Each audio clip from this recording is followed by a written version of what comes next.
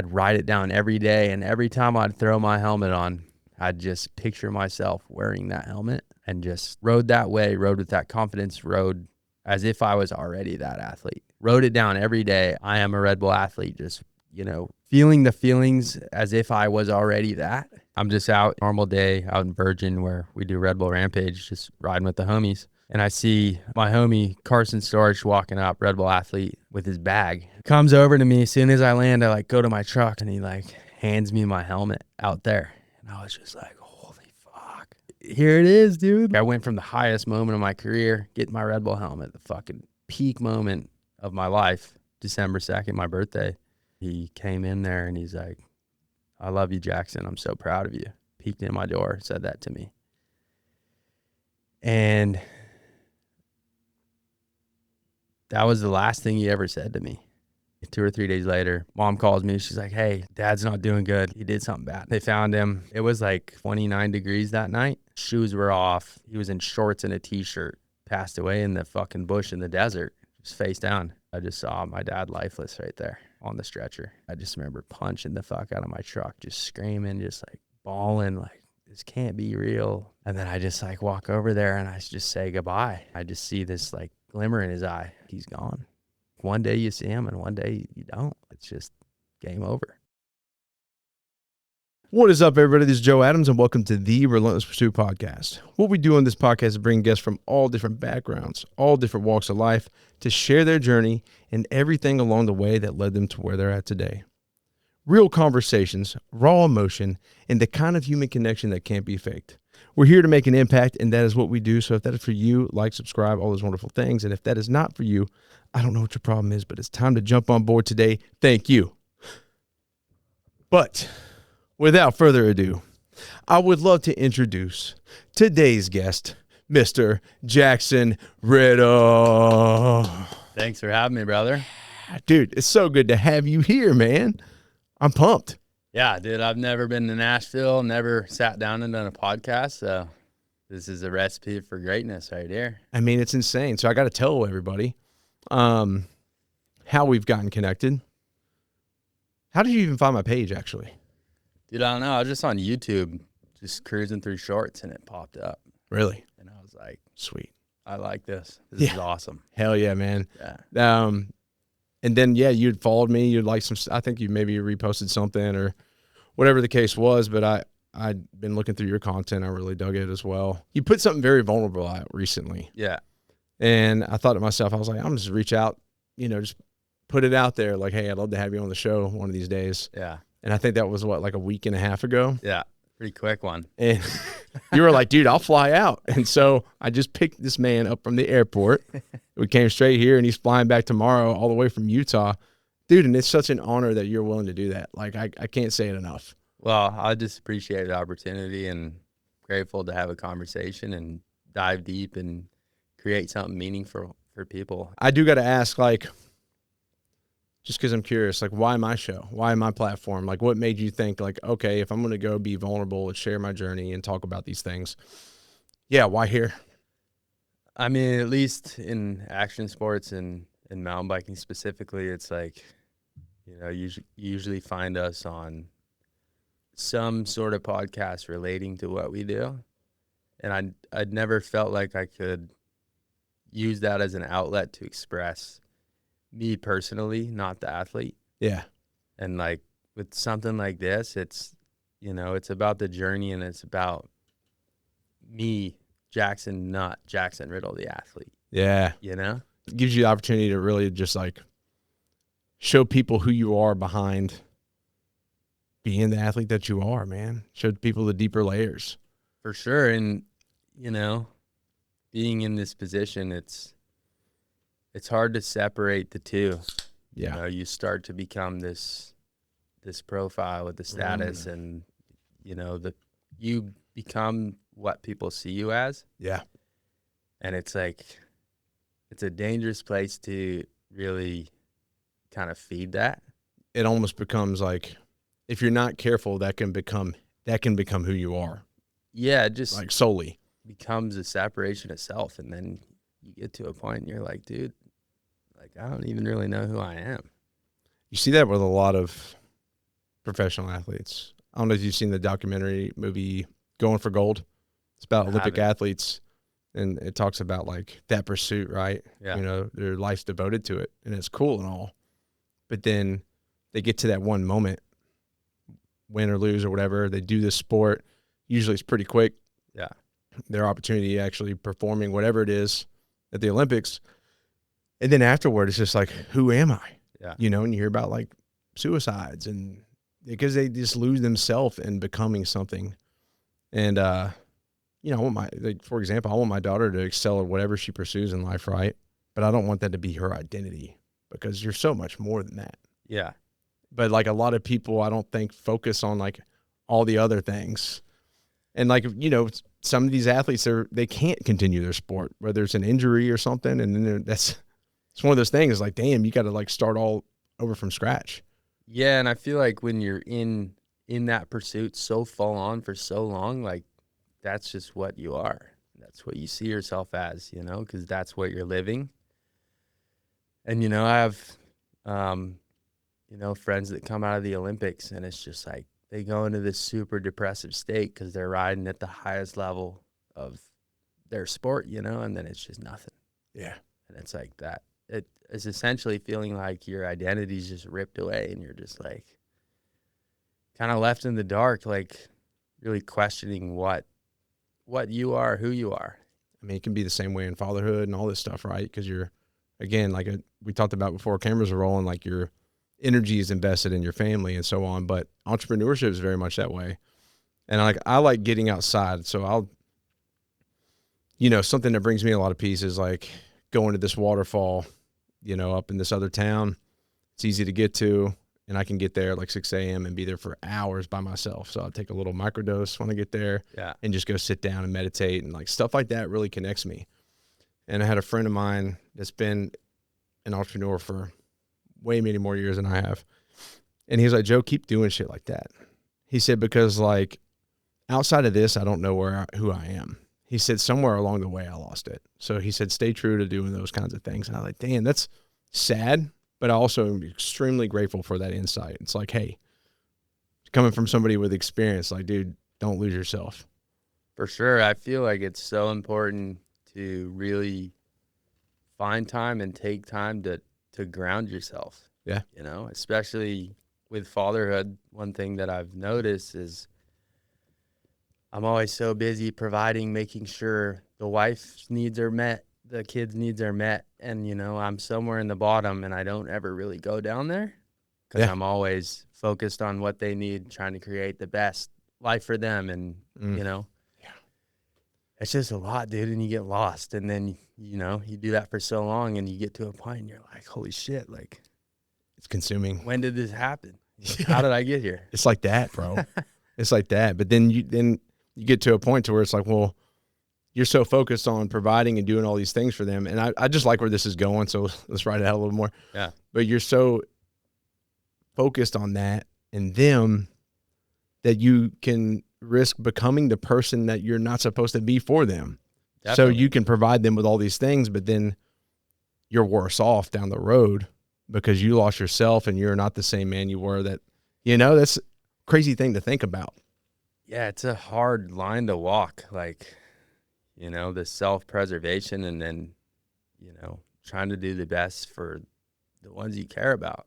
Yeah. But if you can't do your best when you're not taking care of you, you know? Dude. Your cup runs empty and you got nothing more to give.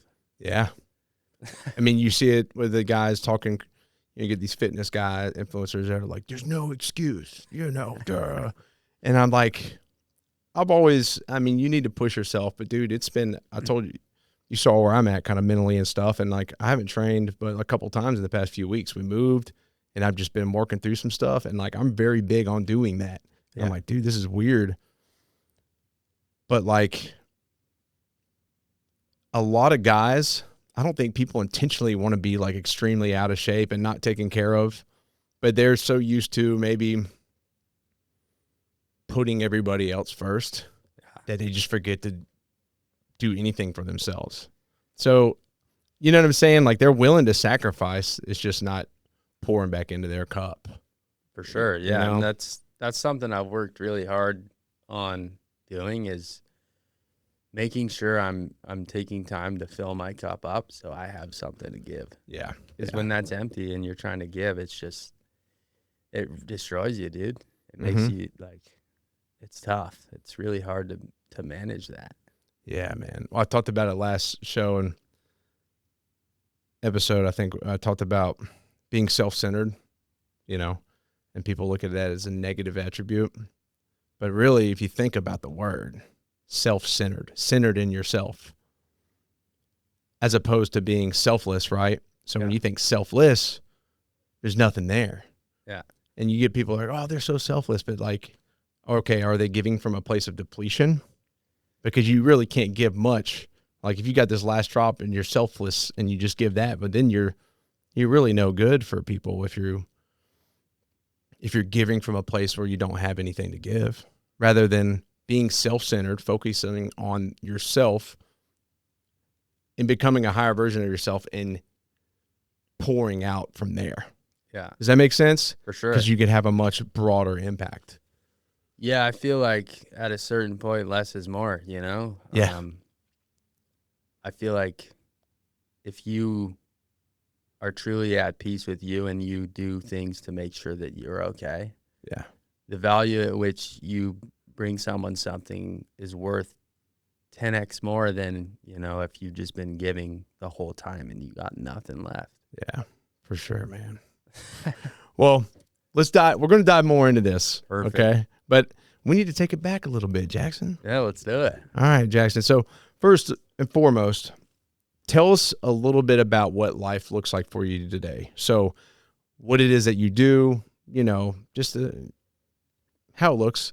And you also said that you're in one of the most challenging seasons of your life. So just lightly, I guess, shed light on what that looks like. And then we're going to take it back to the beginning. But yeah. Cool. Yeah, so I ride mountain bikes professionally. Father of two amazing young boys and beautiful wife.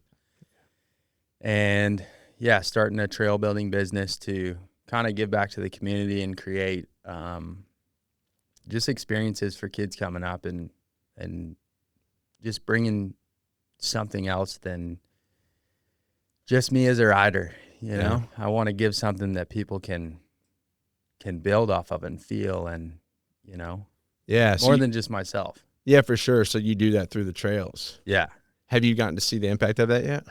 Yeah. So, I mean, I kind of just was toying with the idea and wasn't really trying to push it. And then all of a sudden, all these opportunities started coming up, and I was like, oh, shit, I'm not ready for this, but let's do it. So just kind of immerse myself in it, even though I wasn't like fully prepared. Yeah. But it's been awesome, like huge learning curve. And, you know, we're doing a bike park in St. George where I live right now. And I've got 20 plus messages of kids just so excited that we're doing that and so grateful. Yeah.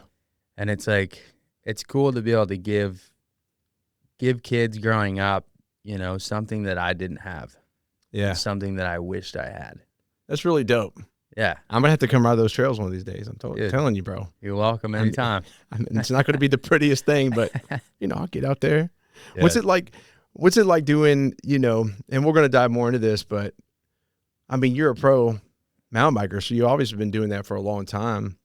I mean, would you say you're, like, living the dream, like, as far as professionally, like, getting to do what you love and something that you just – I mean, I don't know. I think about a lot of people that would love to just professionally do something that maybe at one time was a hobby.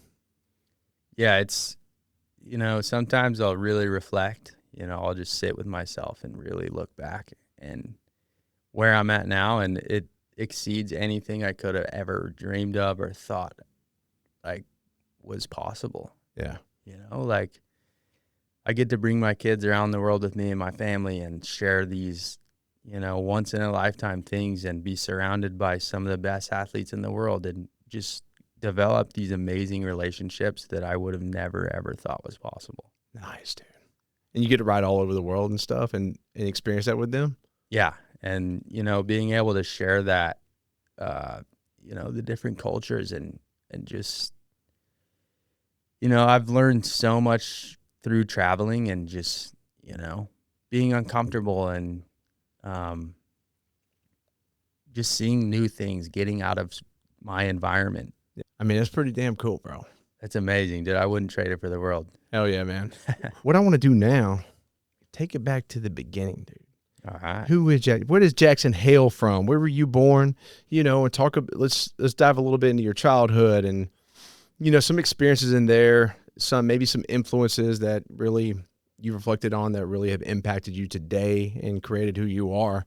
Just take it back, man. We'll go from there. Yeah. So currently, I'm 24 years old. From St. George, Utah, and I'm an only child. So growing up, I only ever had myself, and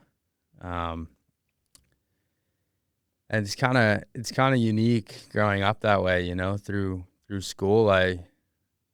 I'm comfortable being alone. I'm comfortable just sitting with me and being with me, Yeah.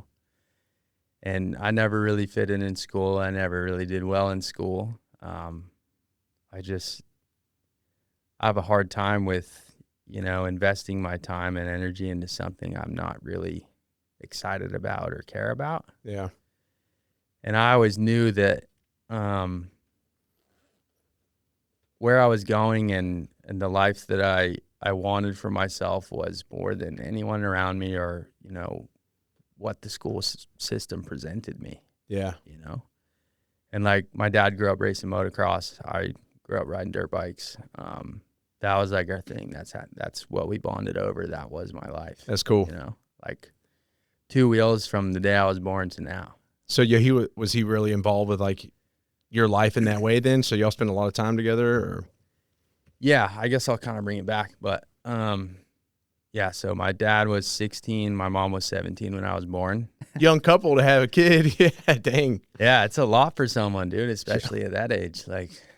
And early on, I think my dad just wasn't ready for it. He was busy racing, trying to chase that career and do something with it. And I don't think he was quite ready to have a kid and, do the family thing because he was still a kid himself. Yeah, that's a lot to ask of someone that age. I had mine first at 32. I wasn't ready.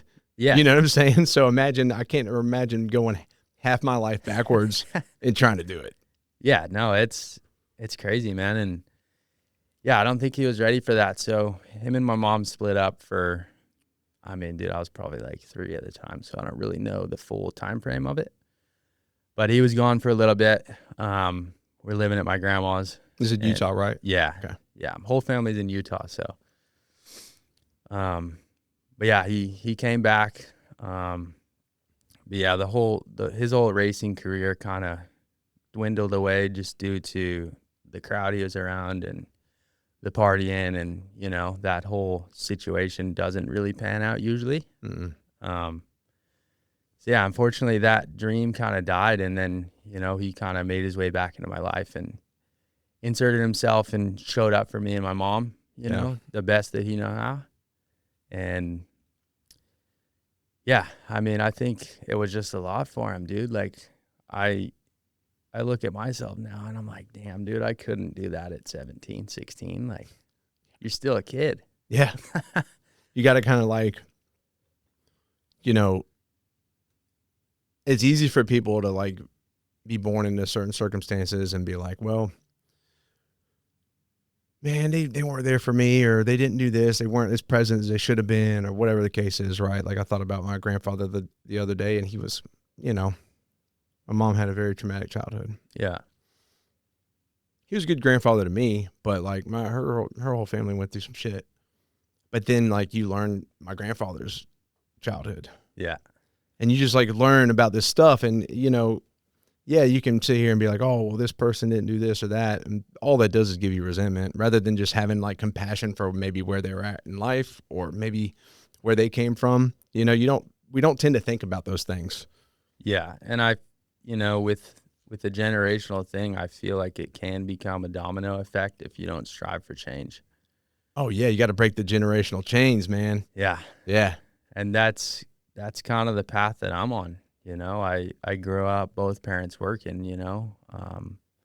I mean, shout out to my mom. She's one of the strongest people that I know. And she was, you know, she was working every single day, just doing what she could to keep us going, you know, and my dad was the same. And, you know, then that comes at a sacrifice of being present and, you know, being there with me, which, you know, at a certain point, you got to do what you got to do to keep food on the table, keep the lights on, which I understand. And I have a lot of respect for that, you know. Mm-hmm. I mean, you got to just deal with the situation that you're in.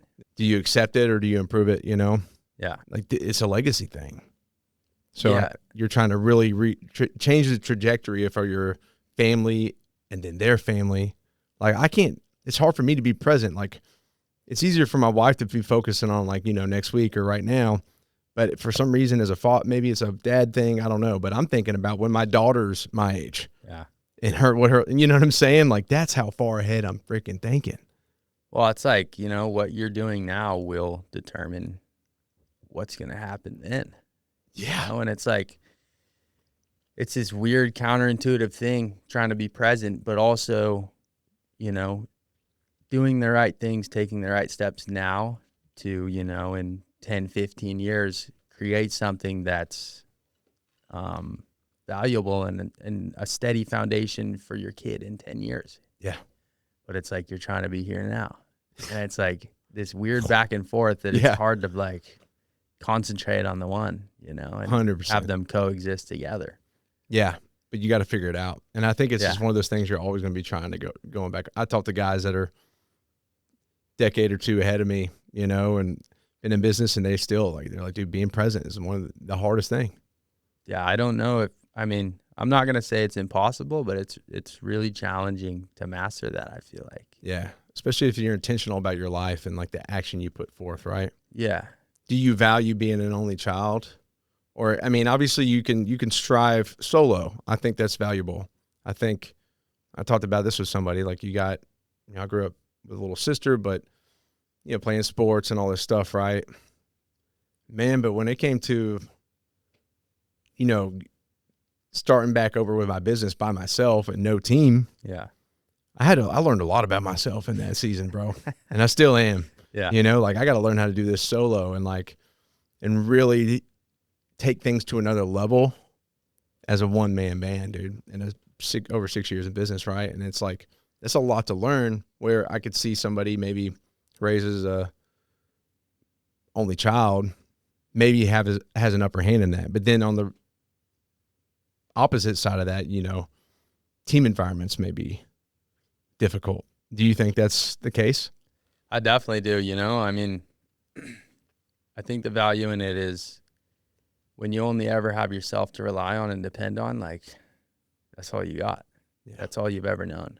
Yeah. So, you know, when it comes to, you know, building a business or, you know, me as an athlete, like it's on me. Whatever the result is up to me. Yeah. But yeah, like in school, like it was hard for me to like kind of branch out and, you know, make friends and relate to people because I never really had that growing up. Yeah. You know, it's hard for me to connect. It was hard for me to connect and kind of insert myself in these places and feel like I belonged.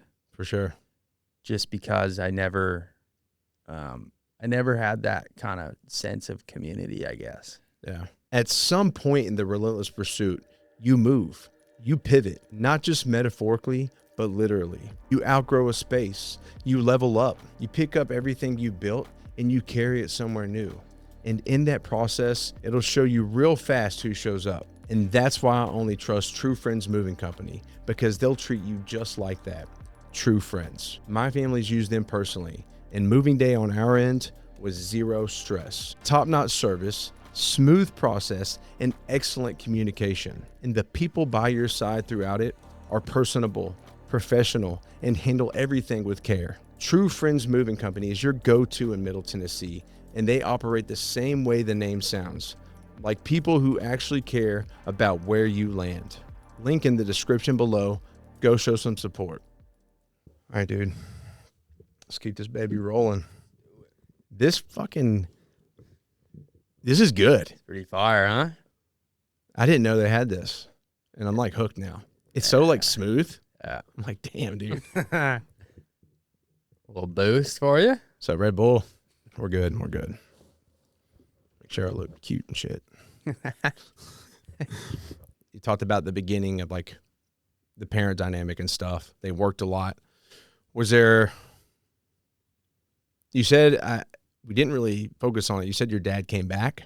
Yeah. So was he back like with your mother, and then were they together moving forward, or were you all family union, or how did that look? I mean, my dad was around from, after he left for a couple months. When he came back, he was there then on out. As he grew older, did he, I guess, become more involved? I mean, because you said he did Supercross. So how did you get into mountain biking, and when did that begin? He was definitely involved, and then, once I got into the motocross stuff and that became our thing, I think it was a way for him to kind of find himself again through the thing that he loved with me, because after he had me, he kind of lost that, stopped racing and kind of fell out of love with it maybe, or it was maybe just circumstantial. But I feel like him having that connection with me allowed him to, maybe find some peace and maybe fill that void that was empty. Yeah. But yeah, I got into mountain biking because, I mean, dirt bikes aren't cheap, and I can't always, Dad won't always be home to go take me to ride. So I'm like, I need something that, I can do on my own, and I guess something a little more financially easier to do for us. What was the rest of, like, I guess, childhood life, man, going through high school and everything? You were just focused on that, no other sports or anything like that?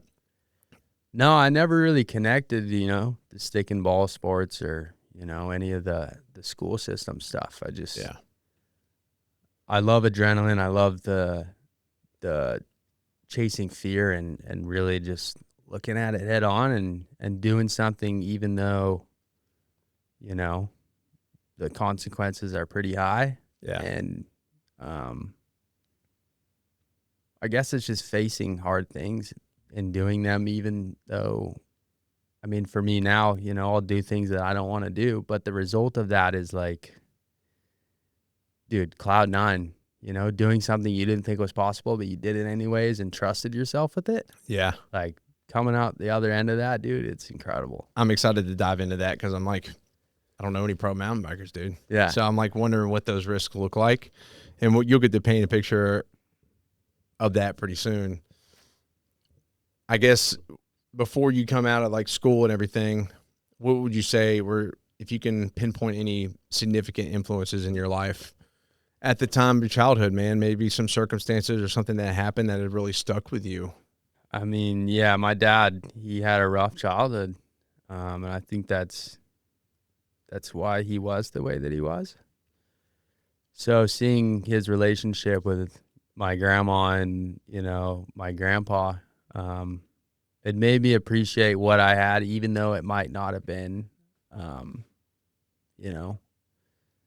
Picture perfect. Yeah. Like it wasn't perfect, but it was what I had, and I appreciated that, And you even appreciated that at the time, you'd say? I think so. Yeah. Like, my grandma and grandpa, I mean, my grandma's, she's, I don't want to say psychotic, but, she's crazy. Really? Like, she's crazy. And then my grandpa, which was my dad's stepdad, he was an alcoholic, and, it was just kind of a dysfunctional upbringing for my dad. Yeah.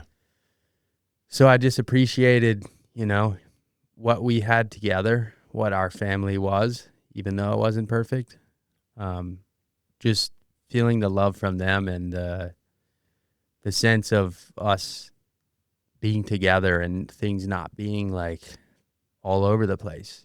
A little bit of structure it meant so much to me. Yeah. It's hard there's people that grow up in like chaotic circumstances, and they always Like I had a guy on recently that was, raised by his mother and grandfather or grandmother. And there's a rotating door of men, like boyfriends for, in his life, right? And there was abuse there and stuff. And it went on to be like 30-year Master Chief in the Coast Guard. Wow. And that's one thing he said that like really like he keyed in on through that, the process of building that career, coming from what he did was just like the structure and the consistency. Yeah. And so I guess you really were able to focus on when you did have at least a little bit of structure and consistency, how much that meant to you. Yeah. And it definitely wasn't picture perfect structure. I probably lived in 9 or 10 different houses. Oh, you moved a lot. Yeah. Yeah. Do you have any, like, you don't have siblings? Do you have any cousins or stuff that you grew up around or like close friends? Yeah. I got some cousins and, my whole family's there. So yeah, it was nice to have that, but it was always, my dad struggled to, I guess, connect with my mom's family because, I can probably relate it back to the way he grew up, that connectivity being lost. And, someone that doesn't have that, it's hard to, trust people and really give them all of you if you never had that. Yeah. So it's kind of hard for him, just really giving in to my mom's family and treating them as his own. So it was always kind of a struggle and he had a hard time with it, but I'm grateful that, my mom's family was there and I had that growing up. Yeah. And so do you think you still had to learn how to do that pretty well? Definitely. Because your dad's going to be a massive example in your life, right? Yeah. So, learning how to connect with people as an adult in that way or getting older, it probably was a little bit of a test. Definitely, yeah. And, I kind of took his struggles and maybe the things that he wasn't the greatest at, and I changed that. I wanted to change that. I didn't want to carry that on. That's cool. That's positive though. Yeah. What was the shift when you were done with grade school? Did you want to go to college or anything like that? No, so I actually didn't graduate. I did online school. I made it halfway through 10th grade. And really? then, I switched to online and started working at the time. Actually, at the bike park we're rebuilding right now. I was 16. And then, the mountain bike stuff started taking off and I was trying to balance, working 8 hours a day, going to try to pursue and make this career a reality, putting the time in, the effort, going to ride my bike every day after work. And then I got school to do. And I'm like, I don't want to do this. Like first of all, I don't really care about school. I don't, nothing I'm learning is bringing me anything really. Yeah. The path that I'm on, like, sure, it's great for someone that wants to go to college, be a doctor. Like that's an amazing resource for them. Yeah. But for me, that just wasn't where I was at, For sure. So I just eventually stopped doing the online school, got kicked out. And, my parents are like, they weren't, the traditional, you got to go to college parents, because, my dad didn't graduate. My mom got her GED. And essentially, they just told me, like, you can always go back to school. You're young, and we see this drive in you. We see the passion, and we see how hard you're working towards it. Like, if you really want this, then show us and make it happen.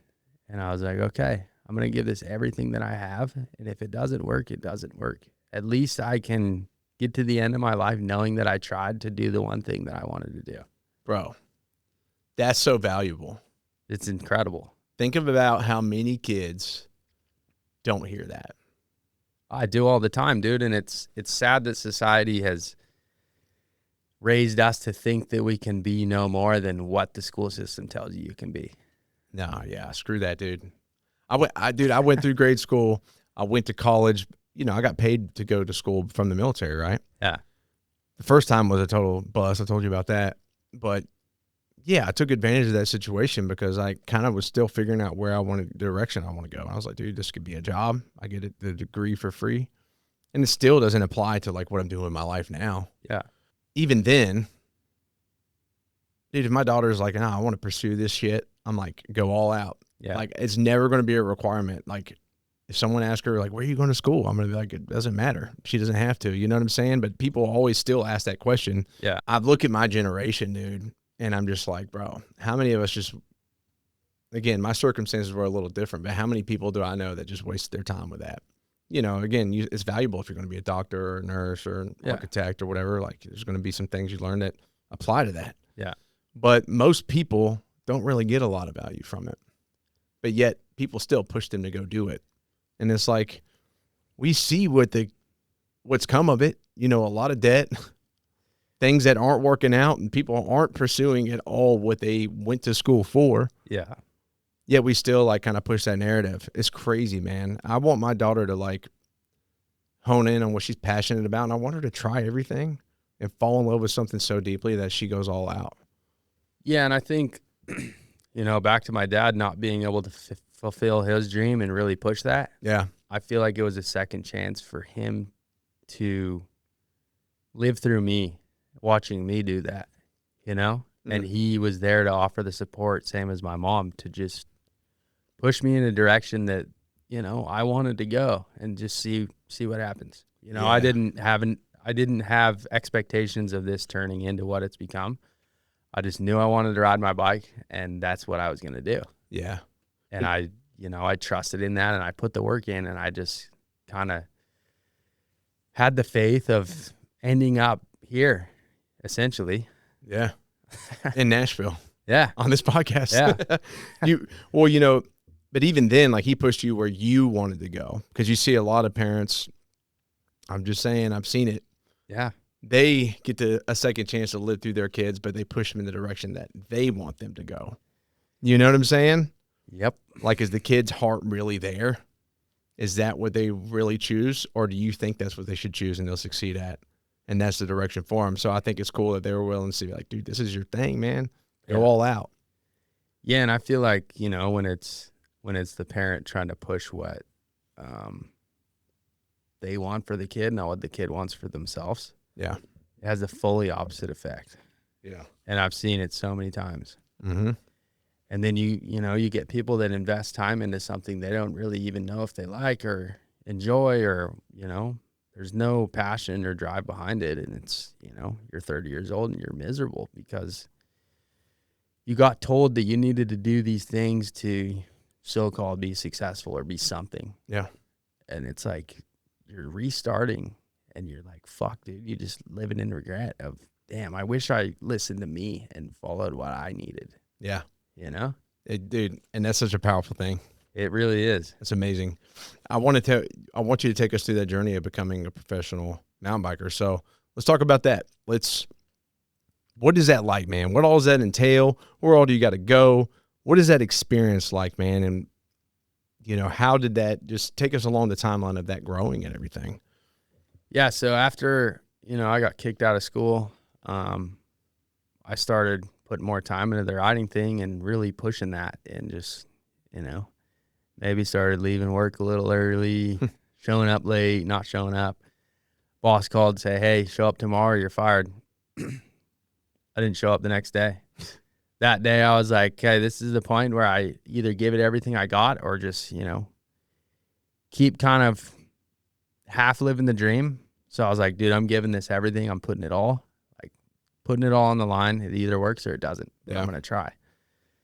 And then from that day on, I just kept my head down, you know, went in the direction I thought I needed to, you know, and that was just me on social media, being consistent, posting clips, just trying to elevate my riding, being seen by people, and inserting myself in environments with people that I looked up to and people that were doing it. Yeah. And, you know, I feel like when you put yourself in those situations, there's only one way to go, which is up. Yeah. You know, you surround yourself with people better than you. The only thing that'll happen is you're going to get better. Yeah, like, for sure. I don't ever want to be the best rider around, or, you know, the smartest person in the room or the most successful, because then there's nothing to learn. Yes, know? dude. Yes. And you always got to be willing to. Yeah. Yeah, man. And how did you even make a living like doing that though, pursuing it full time? Like were you just getting paid to do gigs, or I don't know how that works. So, I mean, from the start, I wasn't really getting paid. I was just kind of, wishful thinking and just, letting God take the wheel, really. Yeah. And just, I Just never, having faith in it, dude. yeah, fully put my faith in it. And I try to never live out of expectation, but I try to live out of intention. Mm. So I intended on, this whole thing working out, and I did what I thought I needed to do. And, first sponsors came. And how it works in the mountain biking industry is you get contracts, 1, 3, 4-year deals, and you get salaried through the year. Yeah. And then, you have events you go to, make appearances, you get, appearance fees, stuff like that. But, it just started small. I got my first sponsor, KHS, which is a small bike brand. But yeah, Logan Bingley was like, hey, dude, we'll get you on this bike. We'll get you this gear. Like, we're going to hook you up. It wasn't like a huge payday thing, but it was a bike to ride and someone to ride for. And I was like, this is fucking awesome. Like, Yeah. this is everything I ever dreamed of. Yeah. Kept it going, kept riding that out. And then eventually, we moved on, outgrew that. And my current sponsor, I'm still with, Transition Bikes. They're like, hey, we'll give you, I don't remember what it was, like $3,000 a year or something. We'll give you 3 bikes and we'll try to send you to a couple events a year. And I was like, oh, what the fuck? It's working. Like, it's going. But that stuff gives you hope too, man. Yeah. Like you think about that first sponsorship, but at the time you're like, dude, this is the biggest thing to happen. Like even the further you go along, the bigger the sponsors get, that's always going to be the biggest opportunity right there. Because once you get that first sponsorship, I feel like it's almost, even if it isn't millions of dollars or whatever the case, right? Like, man, it's still so significant, and it just gives you hope for like, dude, I'm on the right path. Well, it just kind of reinforces, the work that you put in, and, it kind of relinquishes the doubts that you tell yourself. But yeah, once transition came along, it was just kind of a domino effect. I just kept elevating the riding, trying to innovate the way that I wanted to. And, going to these places and riding with these people that I looked up to and watched growing up. Yeah. And then, a couple of years down the line, I'm just still on this path, grinding it out, having the time of my life, just loving it. And like anything and everything I ever thought it would be and more. What kind of doubts did you tell yourself like early on? I mean, I've gotten better with this, but I used to just have a lot of negative self-talk. I never saw myself as someone of value. I really saw myself, not in great light. Like, I don't know where that came from or what it was from, but yeah, I just, you doubt yourself if you made the right decision, or, if people even care what you're doing, or if you're valuable, but I just kind of put those thoughts on the back burner and leaned into the faith and the trust in me and the work that I was doing. Yeah. And then, the sponsors come and you see it start to kind of pay off and come to fruition. And you're like, wow, it gives you more belief in yourself and the journey that you're on. Yeah.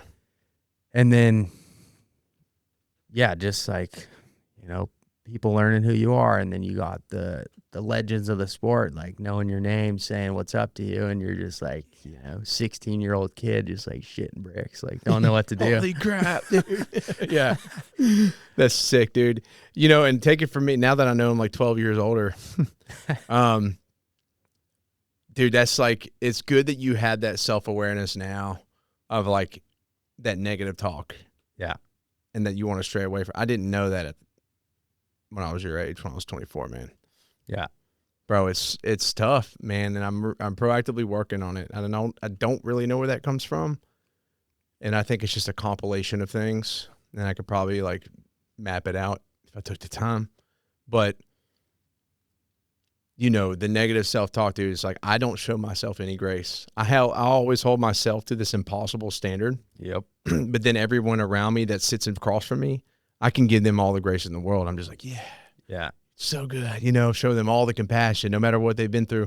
And then for me, it's like, Joe, there's no fucking breaks for you, dog. Yeah. It's like, it's awesome you have that awareness. And I think just keeping focusing on that and not letting it block you, man, because it can be detrimental to your mind, man.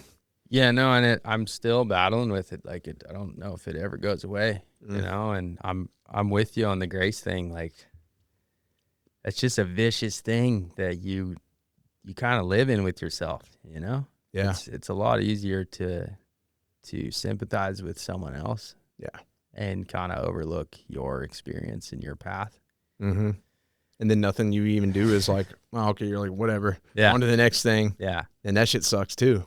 For sure. Yeah. Because then you're like so unpresent that you can't even embrace like any win. Yeah. You got to level it up. It's brutal, man. But hell, you're doing all this stuff. You're meeting all these people that know you by name. Yeah. What kind of places have you traveled to do that? Been to South Africa, South America, Canada. Did a super sweet trip in Alaska. Yeah. Belgium. I mean, it's definitely a little harder now with kids. Yeah. To kind of go out of country and travel on a full-time basis, but Do you have to do it by yourself sometimes? yeah. What's that experience like? I mean, back to, you know, when all this started, I flew to Canada on my own when I was 16. No plans, didn't know where I was going to stay. Never been on a plane before, never flew with a bike, nothing. Never been to a bike park out of the country, nothing. Yeah. Tell us about that experience. Yes, there's an event called Crankworx up there in Whistler, BC. Okay. It's like this big 2-week-long mountain bike festival. Super big event. I was like, okay, I need to go here. This is where everyone's at. Go try to get seen or whatever, you know. Fly there. Buddy picks me up. He lives in like a minibus. Sweet. And he's like, you can just sleep on the floor. I was like, all right, perfect, dude. Yes.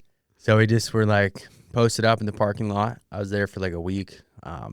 Just doing, it's like a lift access resort. Mm-hmm. So we're just doing laps all day, every day. And I was just getting clips, filming, just like riding with my backpack on, doing Supermans and shit. Yeah. And people are like yelling at me, like, who the fuck's this kid? And I was just like having the best time of my life, never ridden anything like that. Just, you know, all day long out there ripping. Totally different terrain. Yeah. Yeah. Like never really been in the trees or the mountains, like coming from the desert. So I was just like super grateful and just stoked to be there, riding my bike for fun and just meeting new people and hanging out. And after that, I got connected with my current sponsor right now, Troy Lee Designs. One of the team managers was out there and he just like saw me and kind of started that whole deal with them.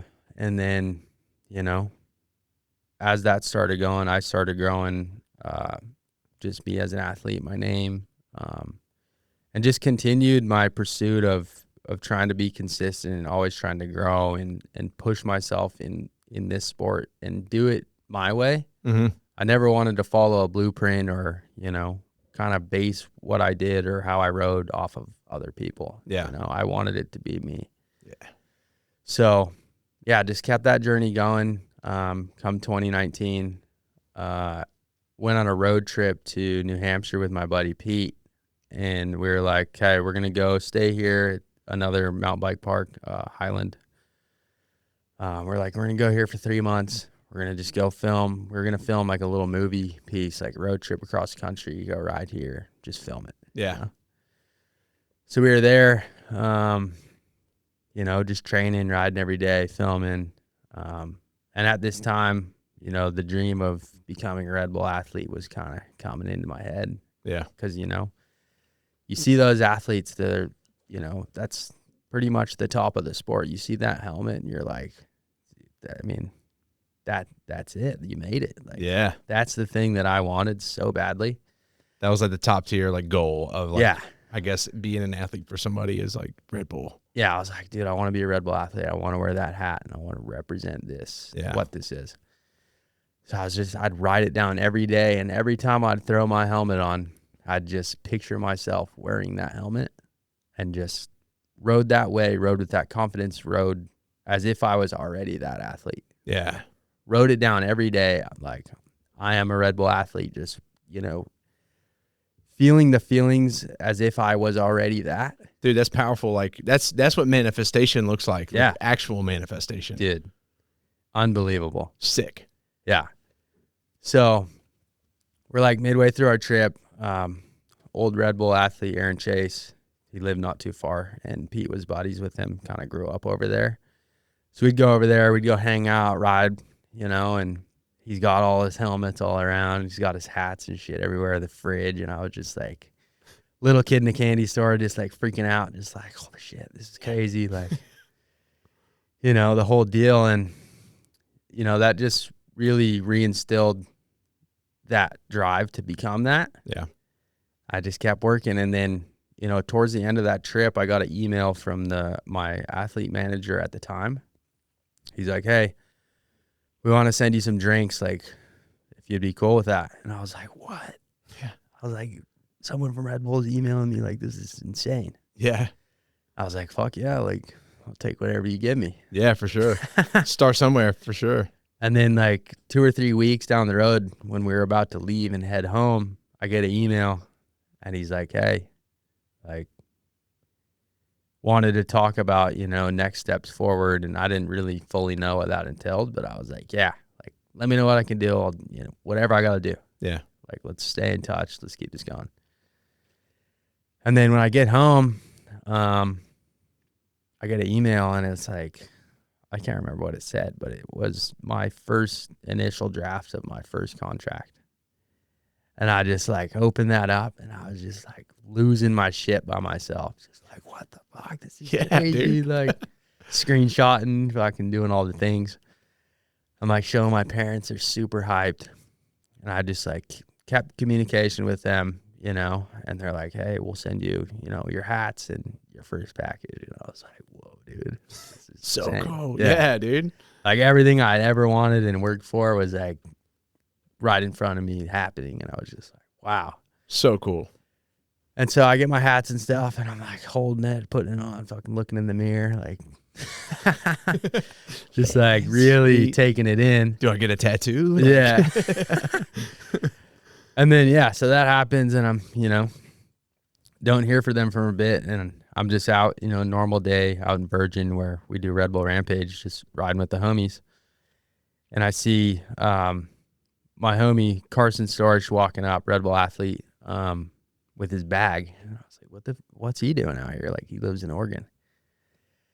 Comes over to me. As soon as I land, I like go to my truck, say what up, and he like hands me my helmet out there.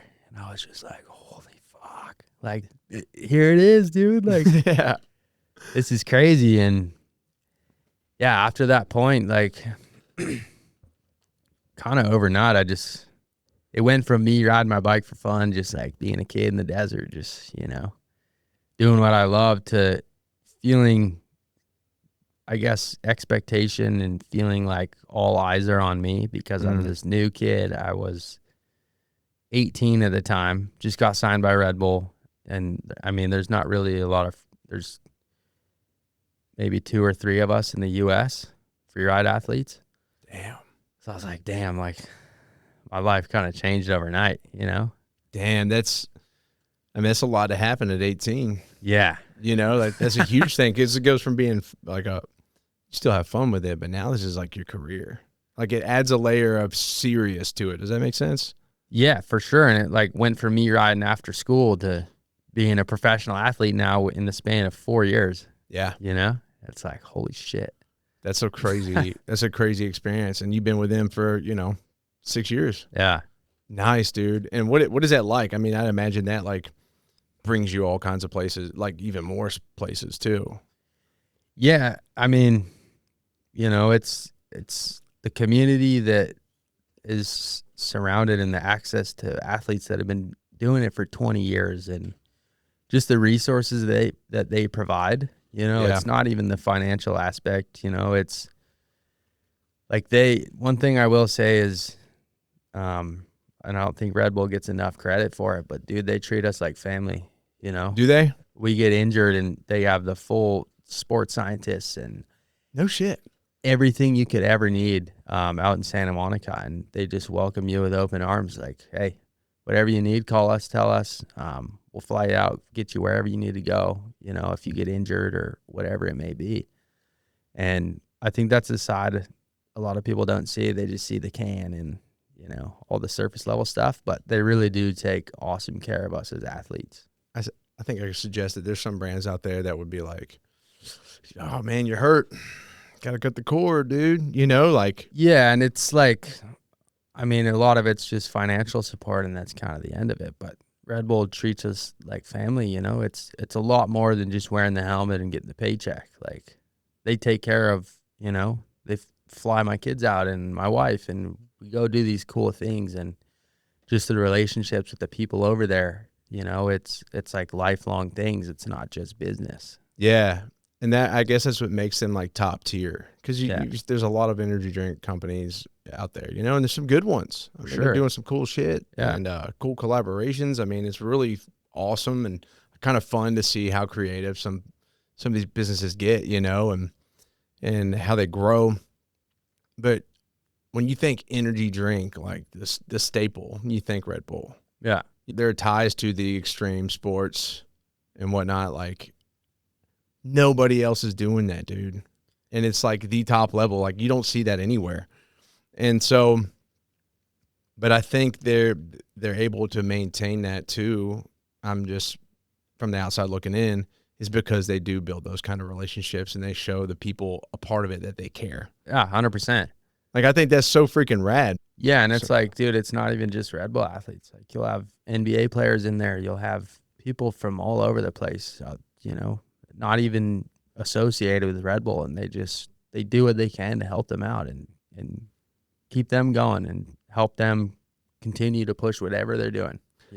I think, I'm not speaking for them, but I think what's cool, something you said a little bit ago, was like doing your thing.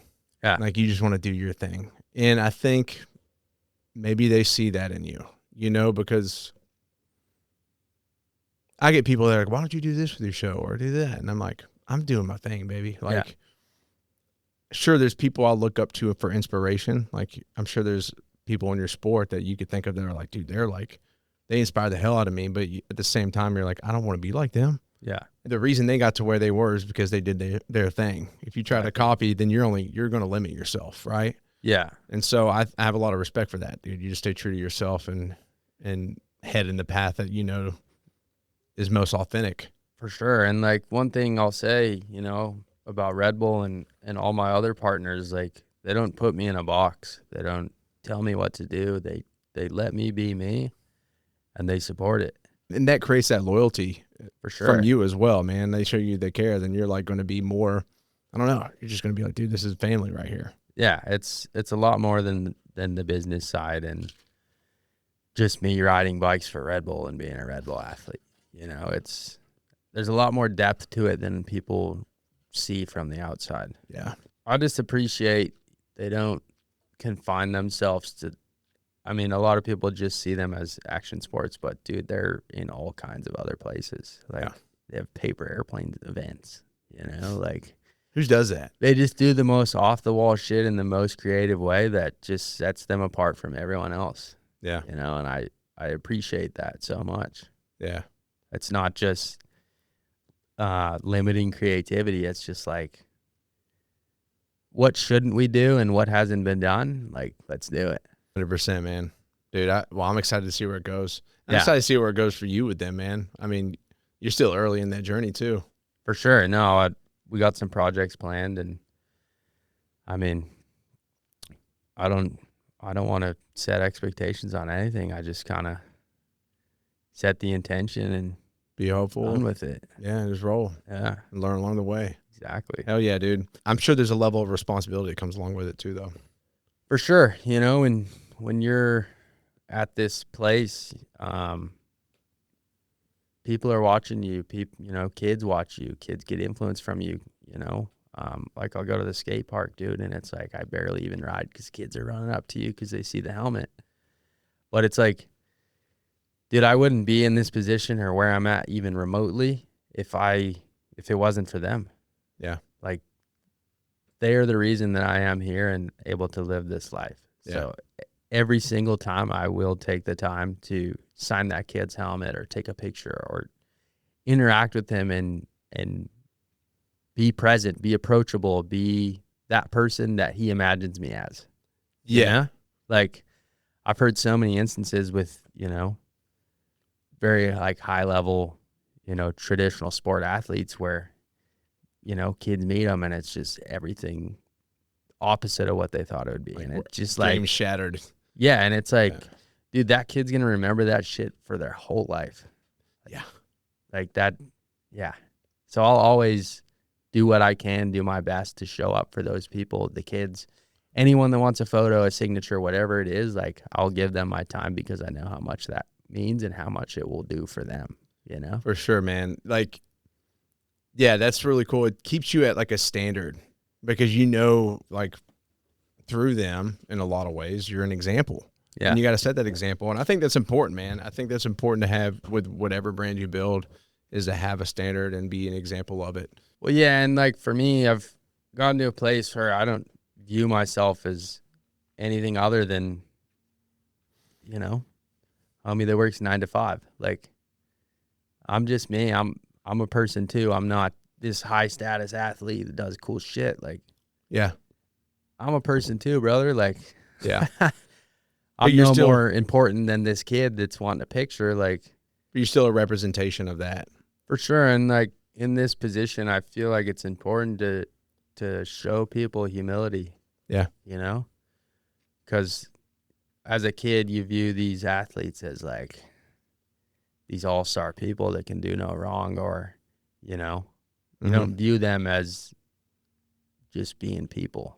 Yeah. You know? Yeah. So I feel like I've tried really hard to just not portray myself, but just show people that I'm not what they think I am, or like view me on this pedestal. Like, I'm just a normal dude. Yeah. You know, I happen to be good at what I do, but that doesn't make me superior to the average Joe. It goes back to the beginning of this conversation, dude.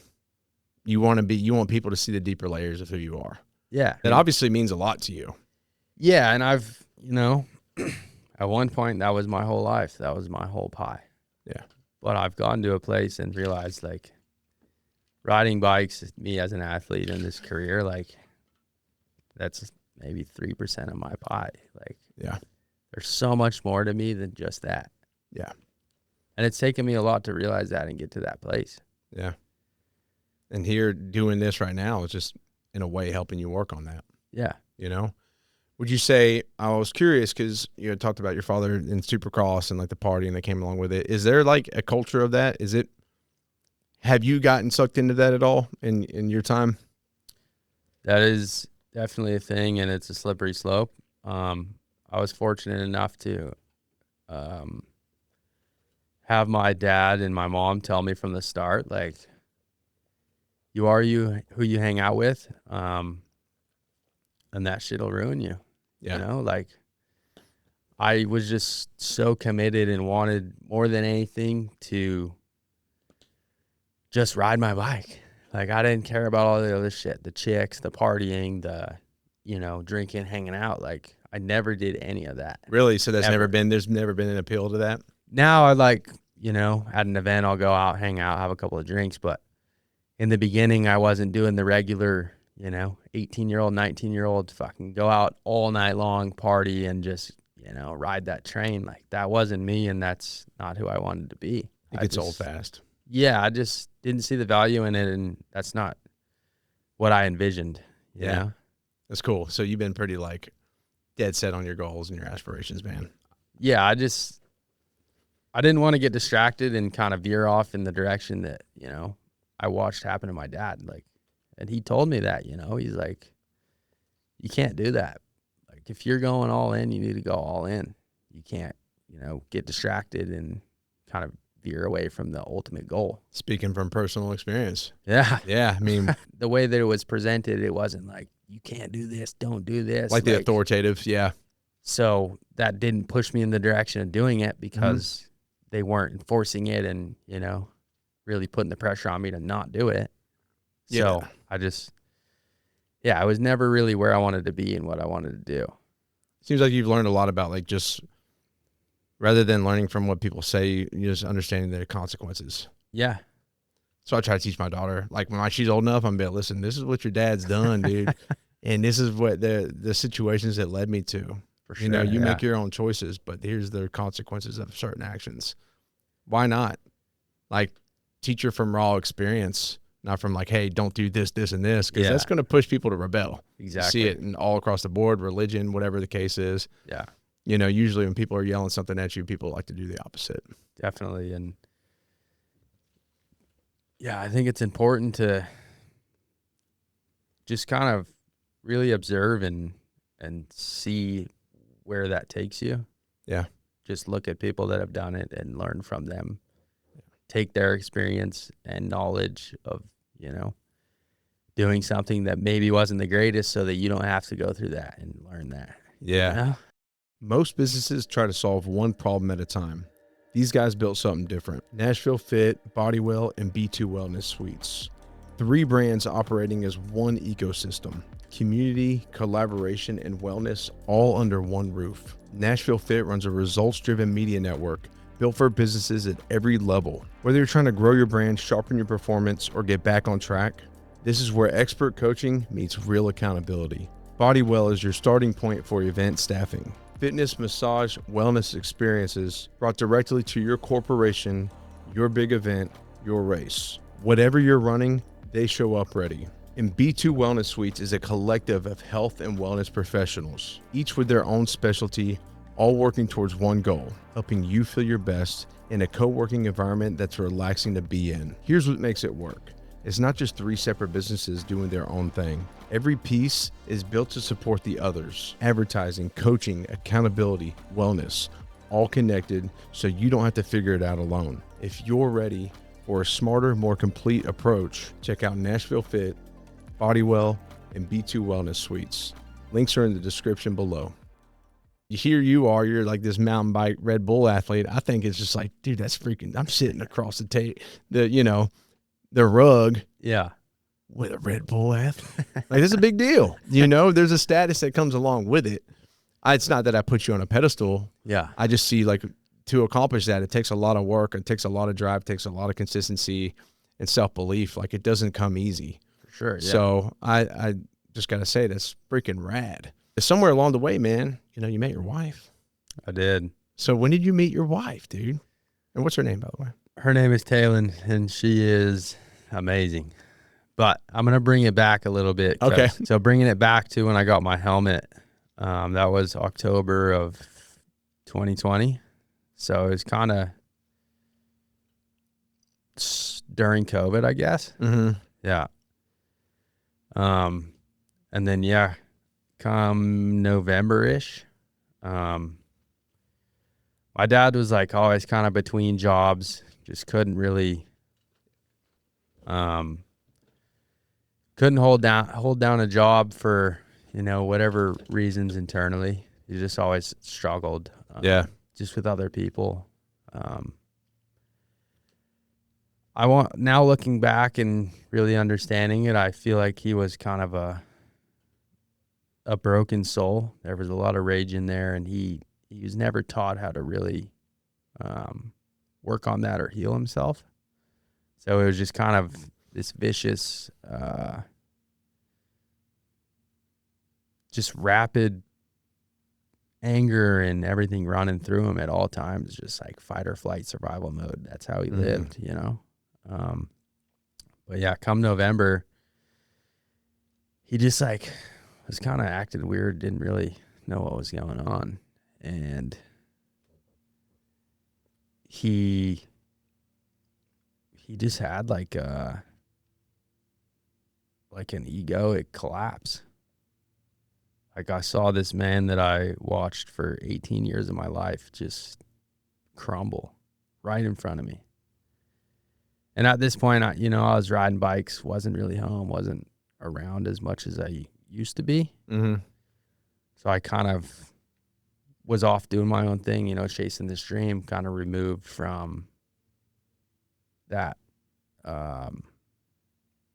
home situation and being involved as much as I was when I was younger. Yeah. Around my parents and stuff. So I was like watching this happen, watching my dad just like fully break down in front of me, like crying, and him and my mom were like, she was trying to work out what was happening. I didn't know what was happening. But yeah, he was just I saw 36 years of, trauma and pain and suffering, like just pouring out of him just one day. Damn. So he was 36 at the time? Yeah. And I was like, holy shit, like what's happening?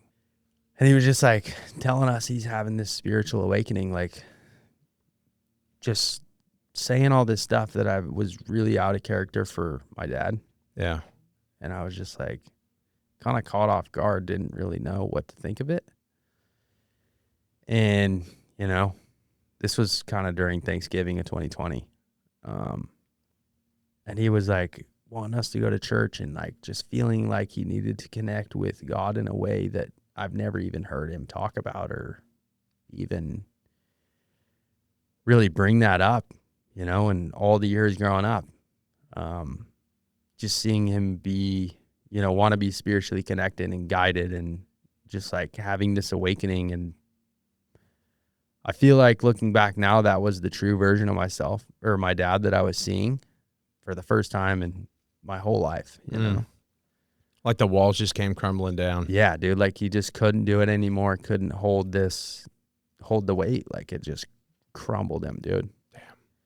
Just like bawling to me and my mom, just saying how sorry he was for, being so angry. And I mean, he had a drinking problem for a bit, and then him and my mom would fight, and it was just tough to grow up that way. And he was just a troubled soul, like I said.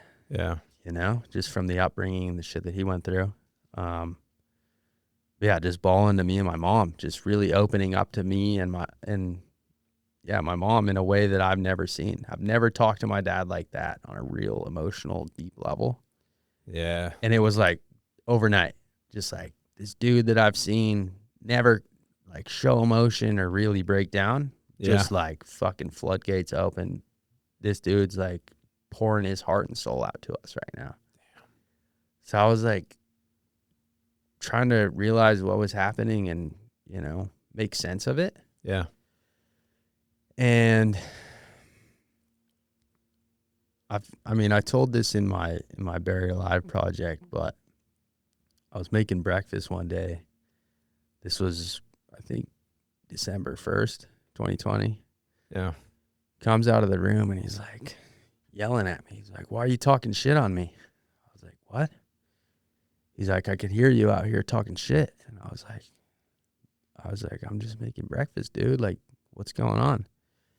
And he just broke down to me, like telling me he's hearing voices, like people are saying things. And I was just like, dude, like, let's just take a step back and just breathe for a minute, and he's just bawling, like fully breaking down. And I was like, dude, what the fuck is happening?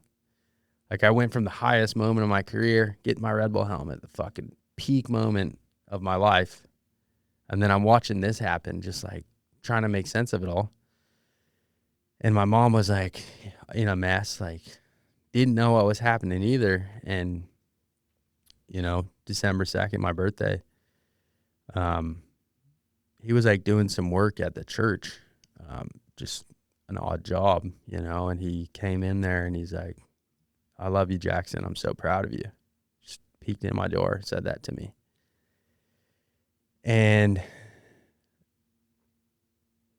that was the last thing he ever said to me. Mm.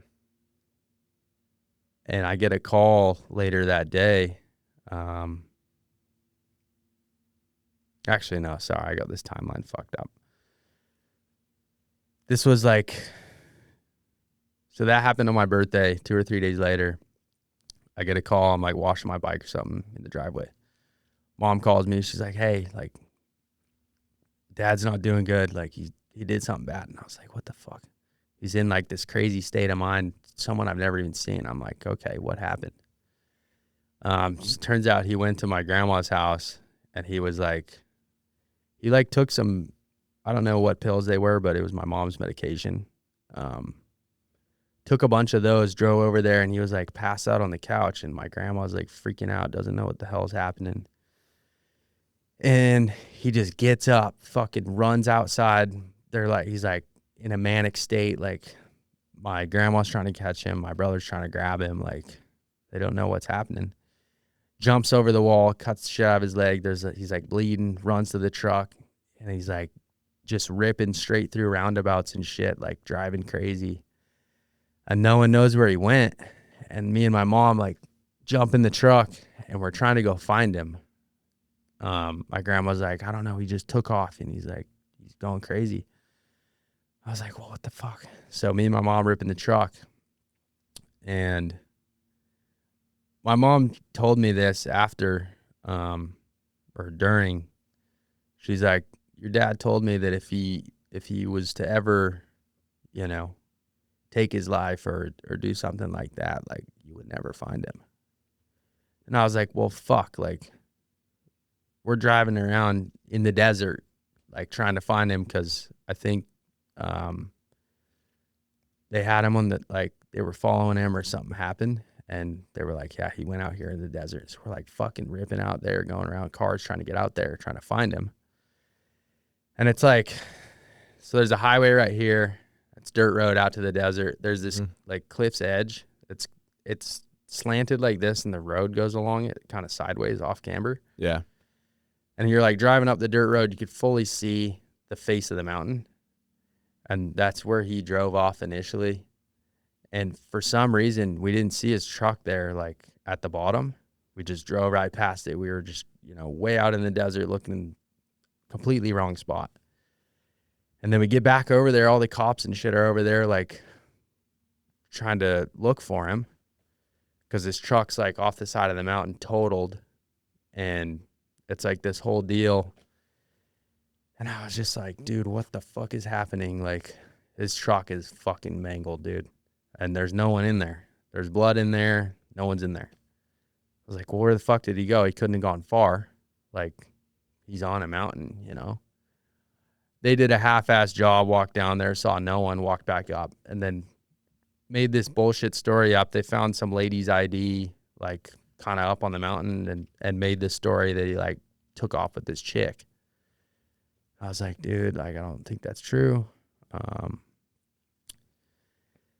And then we went home just like, what's happening right now? Like, This has been the craziest fucking 2 weeks ever. Like, trying to make sense of it. And apparently they had a heli out there, through the night with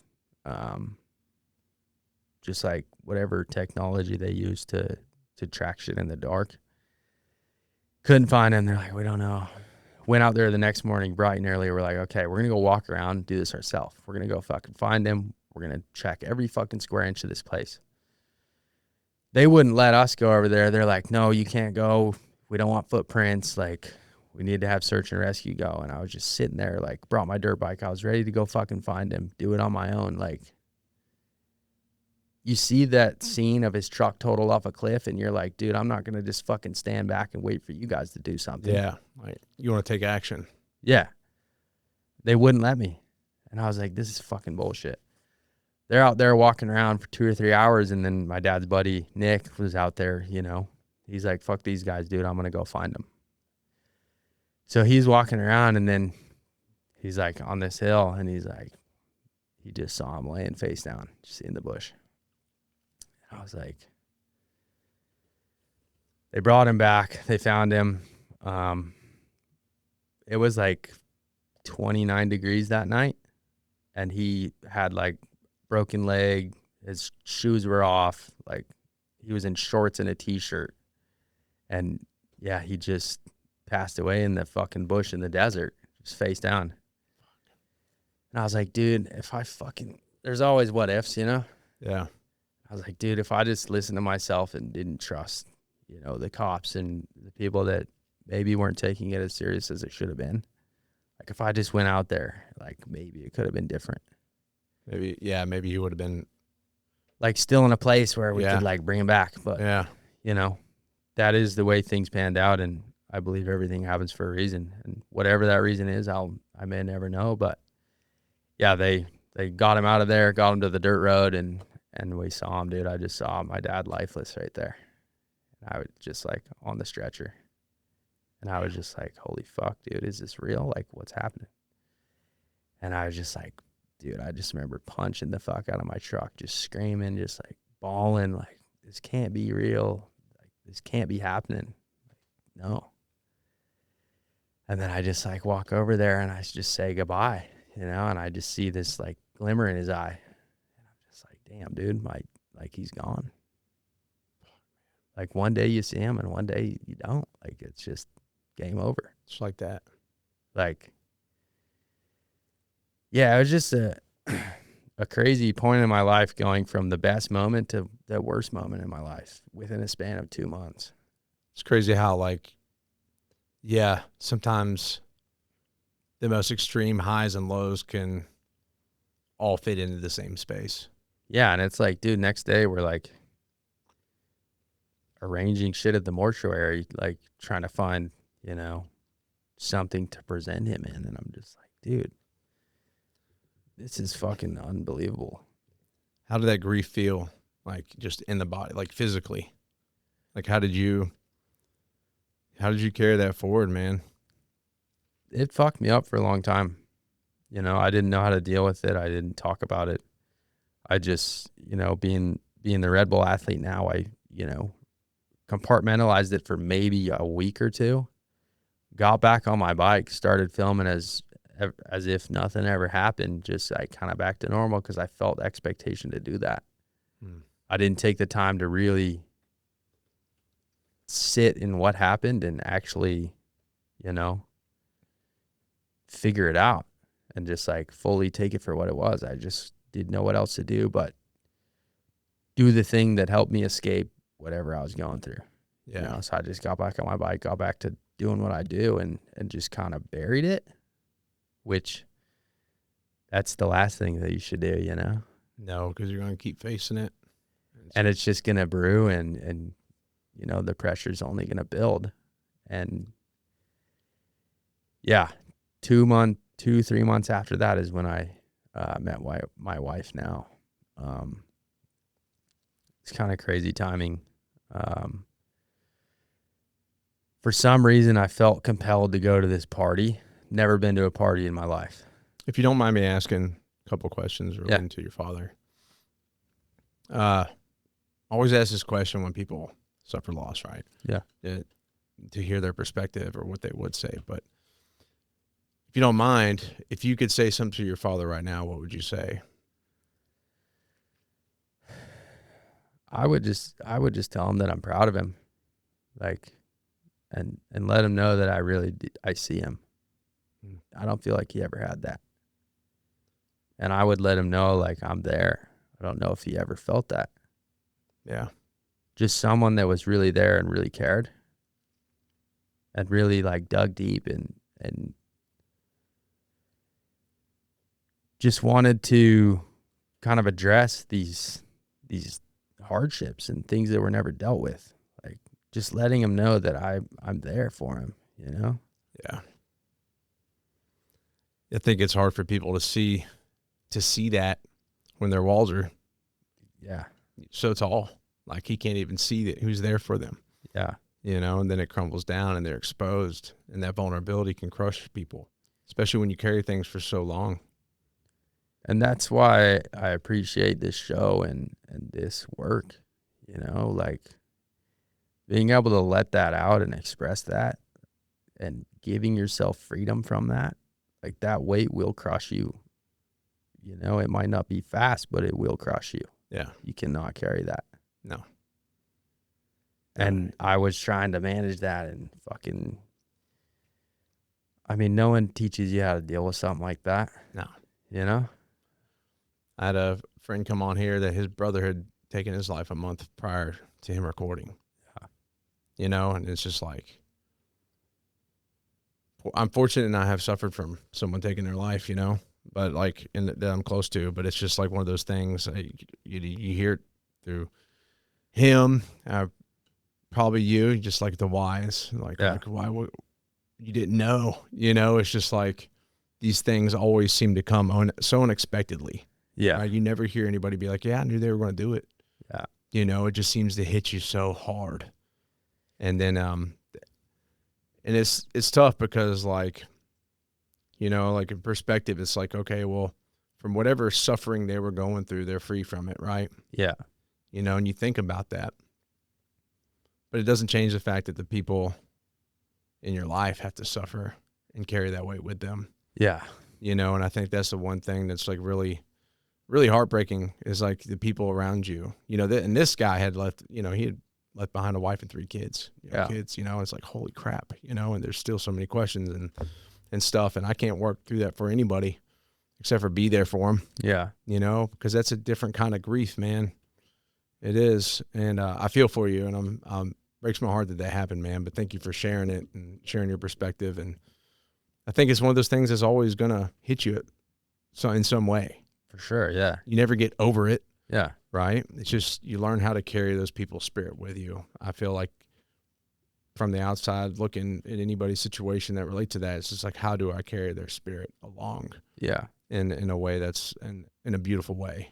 For sure. You know, and I know we still got to get there, but I think you're doing your best to do so and being the best father and husband and athlete you can, you know, just the best man you can in your life. And yeah, so hold on to that, you know? Yeah. And I've gotten to a place now where, you know, I can see, even though it was tragic and it's, you know, something that was really hard for me, there's beauty to it. It doesn't have to all be bad, you know? I think that's the key, bro. And I want to say, like, that's a good thing for you to realize. And that's a really powerful place to be, is when you can reflect on every situation and find the gold in it. Yeah. You know, there's a gold nugget in every situation. And I know it's so hard to see, but it's there if you're willing to find it, because otherwise you're not going to ever move forward. Well, yeah, I'm like, dude, I don't want to live in this misery. Like, this fucking sucks. Like, it's not a way to live. It's not what he would want me to do. Yeah. You know, like, I can take elements of this that, you know, are beautiful and things that will shape me in a positive way. It doesn't always have to be negative, even though it sucks. What is something maybe that is that goal that you found in it? Just being comfortable with sharing struggle, like my struggle, not carrying that. Yeah. Not letting that be, you know, the end result. Yeah. That impacts others too. For sure. And Yeah. it's like, it's not just me that's dealt with this, dude. It's everyone has dealt with something tragic in some capacity. Yeah. You know? So it's like, if you can speak to it and pull power from that, like, I mean, there is amazing things that can come of it, even though it was a terrible thing. Yeah. Where do you find your father now? Does he show up in your life still in some way? Yeah, I mean, I always carry him, you know, when I'm riding, and take his influence in the things that I do and the person that I've become. Yeah. You know? And just the way I am as a parent. Yeah. And I feel like that's a beautiful thing too, like having kids now. It's like the loss of my father, but the life of my son. I think it's a very powerful thing. Yeah. It's a beautiful transition, you know? Yeah. It's heartbreaking that loss is. For sure. And, you know, that's the one thing that's certain amongst us all. You know, we're all going to go. Yeah. We're all graduating this one. You know, Yep. Yeah. you don't know when, you don't know how, but it's coming for all of us. And the sooner you can be okay with that and not fear it and, you know, kind of push against it and resist it, like it just gives you freedom and a sense of peace, I feel like. Dude, I talked about my wreck when we were in the car on the way here. I mean, Yeah. I was at that veil, dude. I had a spiritual vision and everything. I was on the helicopter like, Joe, don't die. Yeah. And I woke up in ICU, you know, and I'm so grateful for that because I see the value in it all. Yeah. Right. And the fact of the matter is that, like, dude, I almost didn't make it to 29 years old. Yeah. You know, I was that close. And the perspective it gives you, but you're also, if you're paying attention, you're able to like gain somewhat of that kind of perspective through an experience like you've had, you know, like losing your father that way. Yeah. And it just gives me a deep appreciation for, you know, my family and the people around me. Yeah. You know, I can really see it for what it is. Yeah. You can have ultimate gratitude. Yeah. And it's like the things I valued before, I don't value anymore. Looks a lot different, don't it? 100%. What was it like to hold like this new life that like you've created Yeah. and carry his loss at the same time? How did that feel? I just felt big emptiness for a long time. Yeah. I just kind of felt like a shell of a human being. Mm. Felt like a big part of me was taken out, and there was just kind of a void in me that I didn't know how to fill or didn't know what to do with. You know, I feel like from the day he graduated, I just never felt the same. Life never looked the same through my eyes. Yeah. I don't know. It was just like a weird shift. But obviously you'd say that shifted a lot since that time, right? Definitely, yeah. And I know there's things that come into play, which we'll get to. But yeah, I mean, and it's understandable, right? You know, Yeah. like, there's your dad. Fuck. You know, and here you are, like, you should be happy because you got all this opportunity and things going on. But, like, you know, that doesn't replace what just happened, you know? Yeah, and I didn't really fully know what it meant, you know, having my father in my life until he was gone. Mm. Yeah. So it's like I'm carrying this weight of, you know, not really seeing the full value of having someone around or alive, you know, and now it's gone and there's nothing you can do. That's heavy. It's a crazy experience, dude. Yeah. And it's, you know, even now, like, I wish I had my dad to just call up and talk to and ask questions. Meet your kids. Yeah. And that's something that I'll never have. Yeah, man. And you're going to do your best. Yeah. I mean, that's all you do. That's all you got. Yeah. What do you think? Last question on this. What do you think your father would say about the man you're becoming?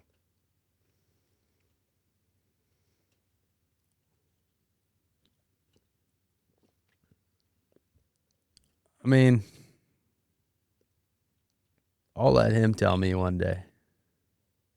I don't want to speak for him, I love that. you know? Yeah. My time and my job here isn't done yet. For sure. So when that time comes, I'll know. Yeah. Has it given you any, has it given you any perspective on mortality? Like, I hear stuff like this, right? And like, I mean, I wouldn't take my own life, but I've been right there, like I said, right at the veil of death. And then I get like thinking, I'm like, dude, like I got to be here. You know, I've always been comfortable with it, especially since my wreck. Like, okay, like when that time comes, like I'm not worried about what's next. You know, like that's the whole point to me is like not having to know. Like there's beauty in the unknowing. For sure. Of like past this journey, right? And I'm really comfortable with that. But I'm also find myself like at the same time, like I want to be here as long as I can. Yeah. because I look at my family and I got to for them, you know, it's like, I have to, Yeah. like, I'm comfortable with it. At the same time, I'm like, let me ride this out. Like, Yeah. you know, let me push it to like 90 or something. I don't know. I guess, do you think about that kind of stuff? Because like maybe before, especially once you had kids, I think that's what really shifted things for me. That's why I stopped, you know, with tobacco. That's why I don't really drink at all anymore. You know, I try to do my best to take care of my health because I've got an aneurysm thing. I got a graft, right? And so I think about those things. Like, I don't want to leave my family behind. Yeah. Less about me missing them, but more about like them going through life without me. Yeah. No, I feel that 1000%. And after losing my pops, like I really struggled with the thought of that. Yeah. You know, even before my son was born, you know, and my wife was pregnant with Ozzy. 2023 Rampage, like that whole year, I just had this crazy, like almost debilitating fear of him growing up without me. And I was just living in the what ifs of something happening to me, you know, miscalculating something and that being the end. Because I knew what it felt like to not have my father there. Yeah, exactly. So I was just like so scared of something happening when I was riding or whatever I was doing, of, you know, me losing my life and him having to go through life without that father figure. For sure, man. Well, let's keep you around, bro. Yeah. Yeah. Don't have fear of it. That's the thing. That fear creeps in and it can get a hold of you. No, I've made peace with it and I've accepted it and I've Sure. gotten to a good place now. But yeah, it was a tough year or two there where I couldn't get ahead of that, dude. Like that's where my mind was. Well, and I think that makes a good time into shifting into meeting your wife, because you were going through that as you met her. And obviously y'all have a family together now. Y'all been together how long? 5 years. Yeah. So let's dive into that. A couple months after, you know, you met her, how did this all become? Yeah. So like I was saying, never went to parties, never drank, never hung out around, you know, that kind of scene. But all my buddies were hanging out at one of our buddies' house, and I was like, yeah, I'll go. Like, I don't know why I'm going, but I'm going to go. You know, come to find out, my wife's hanging out there, you know. Just like kept looking at each other, and I was like freaking out because I never really talked to chicks or like was around girls or anything. And I was like, fuck, dude, what do I do? Were you doing like the aura thing where you just over there just like rubbing your hands? No, I was like fucking looking all nervous, didn't know what to do. Twirling around like a spoon, like. Yeah, I was like, dude, I'm already uncomfortable in this environment and this is happening. Like, what do I do? Checking your pulse. That's funny as hell. Like you're like do some crazy shit on your bike, but like when it came to that situation, you're like, dude, this is way more intense. Yeah, it's like crazy, isn't it? Sweating and shit. Yeah. I'm like, dude, this is crazy. But yeah, I went back. They were hanging out the next day, and I went again. And my buddy introduced me to her, and we just clicked. We started talking, and we were hanging out, and then, you know, we haven't been apart since. I don't know. It just kind of took off from there. Like, it wasn't a forced thing. It wasn't like we just meshed so well together, and it was an immediate connection for me. And I don't know if it's because I was in such a vulnerable state or just a fragile state, but just having someone there that I could communicate with and feel a connection and trust. Yeah, I just like was someone that I could find,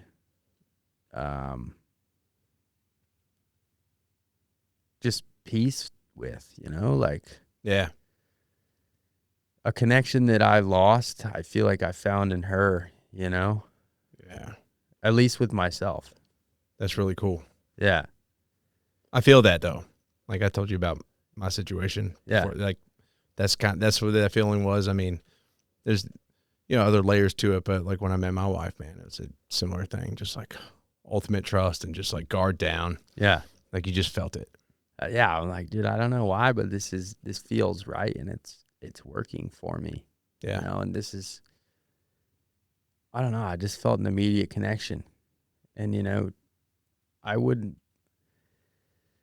to be honest with you, I don't know if I would be here without her, truly. Yeah. You know, I've had a lot of self-destructive thoughts, and I was on a path where if she wasn't there, I probably wouldn't have came back from. Okay. Like, I just was carrying that weight of my father being gone. And, if she wasn't there to help me kind of displace that weight and work through it, like, I think it would have crushed me, dude. Straight up. Yeah. So she was almost like, you found a lot of comfort in her too. I mean, sounds like she helped you grow. Like, she came in just the right timing, I guess you could say. She did. And, I don't think that's by accident. Mm-mm. I wouldn't have my amazing children that I do now, and I wouldn't be where I'm at. No such thing as coincidence, dude. Exactly. And yeah, man, I love her so much, and she's one of the most powerful and strong people that I know. Yeah. You can't ask for nothing better. I mean, she worked through some of my darkest shit with me, and she was there, the ear to listen, the shoulder to cry on. Yeah. Like, that's so much to ask from someone. Yeah. And she did it. Yeah. Bro, it's not the same thing, but I think about my wife, and when I met her, I'd been gone through a crazy season, and I didn't think I've never thought, I'm always like, I've never been depressed or anxious, like I'm, very boomer mindset, like, impermeable. Yeah. Yeah, no, that's not the case for anybody. And, I don't know, man. Like, she didn't take things personal. So when I was like letting some shit out, I was like, dude, I don't know what this is. Like, I'm going to bomb this relationship. Like every other one. Yeah. This is, you might as well run. This is too good to be true. And she's like, hey, it's okay. It's not about me. Like, feel that. Yeah. And it takes a lot of grace and patience and love for someone to sit in that space with you, because it can easily be like, man, freak them out. For sure. But for them to sit in that space with you and like allow you to feel it and work with you through it, and that's the kind of woman you want in your life, dude. 1,000%. And having someone be able to see you at your lowest and still love you. Yeah. Like, man, what a fucking beautiful thing. Yes. I like imagine what it's like when you're at your highest, right? Yeah. Like, it's just that much better, dude. Yeah. Yeah, dude, it's good. So I think it's a powerful place to start from your relationship, man. And obviously, from what I've seen, y'all got a beautiful family. Yeah, no, she's my ride or die, and I couldn't do life without her. Yeah. Dude. Like, yeah, she's grown a lot too, Yeah. She did 2 natural births at our house. Nice. And that whole thing, like seeing that, it fucking life-changing. I bet. Like seeing the person you love and care about the most, like going through something like that. And like, it's just fucking insane. Give life to, your kids. Yeah, just in the living room, dude. Like seeing her just endure that and just work through that. And I'm like working with her to like trying to work through it with her, getting her to breathe, getting her to stay, like, because their energy's gone, dude. They're fucking fighting for their lives, and just trying to be that person that work them through that and push them and support them the best way that I know how. And yeah, pulling my son out in the living room, dude, like, yeah. Holy shit. What was that? What was that like, dude? Like, what did you feel? Because I could tell you how I felt, but like, what did you feel when you held your son for the first time? Oh, dude, I was a mess. I was bawling, like, I'm covered in all kinds of shit, like, yeah. I'd never seen anything like that. And I'm like hands on pulling my kid out. And I'm just like, wow, like seeing one of the most beautiful things, if not the most beautiful thing, like being created. You're seeing a life starting in your hands. I remember thinking like, this is mine and my wife's souls. Yeah. Combined into this. Yeah. Like, what a crazy thing. Like, you're seeing it, bro. I feel you. I was bawling my eyes out.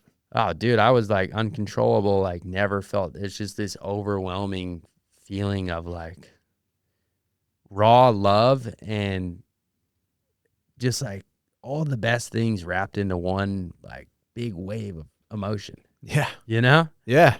And it's like, wow, like that's unbelievable. And then you see her, you know, she's healthy. And I mean, fuck, dude, she was walking around the house 2 hours after. And I was just like, I mean, honestly, it's a blessing to be able to have like to bounce back that way and like yeah. have that kind of experience, man. I mean, that's an amazing thing, dude. Yeah. And just like seeing the power of that and seeing someone hold that, like, man, I have so much respect for women in general and, you know, my wife for enduring that and going through it and committing, you know. She could have been like, take me to the hospital, Yeah.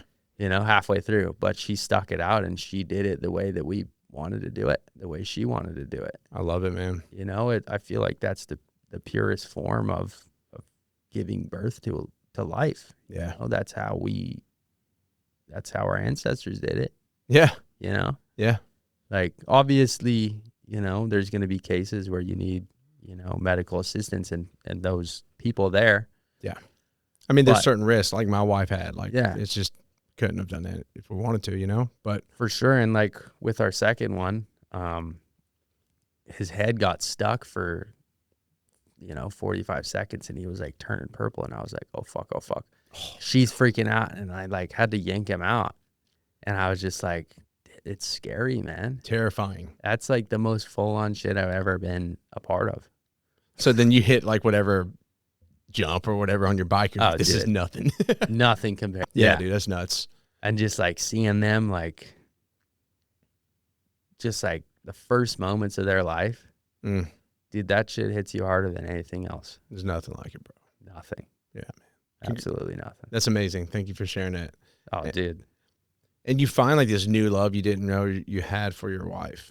Yeah. Like I remember, you know, I've talked to my wife and, you know, she's had a hard road since like, you know, hormones and stuff. And she's like, of course I don't get it, but I understand. Like I hear her, you know, and I'm there for her. And she'll be like, oh, I'm just not, you know, what I was when we were met. And I'm like, babe, do you understand? You gave birth to our baby girl. Like, yeah.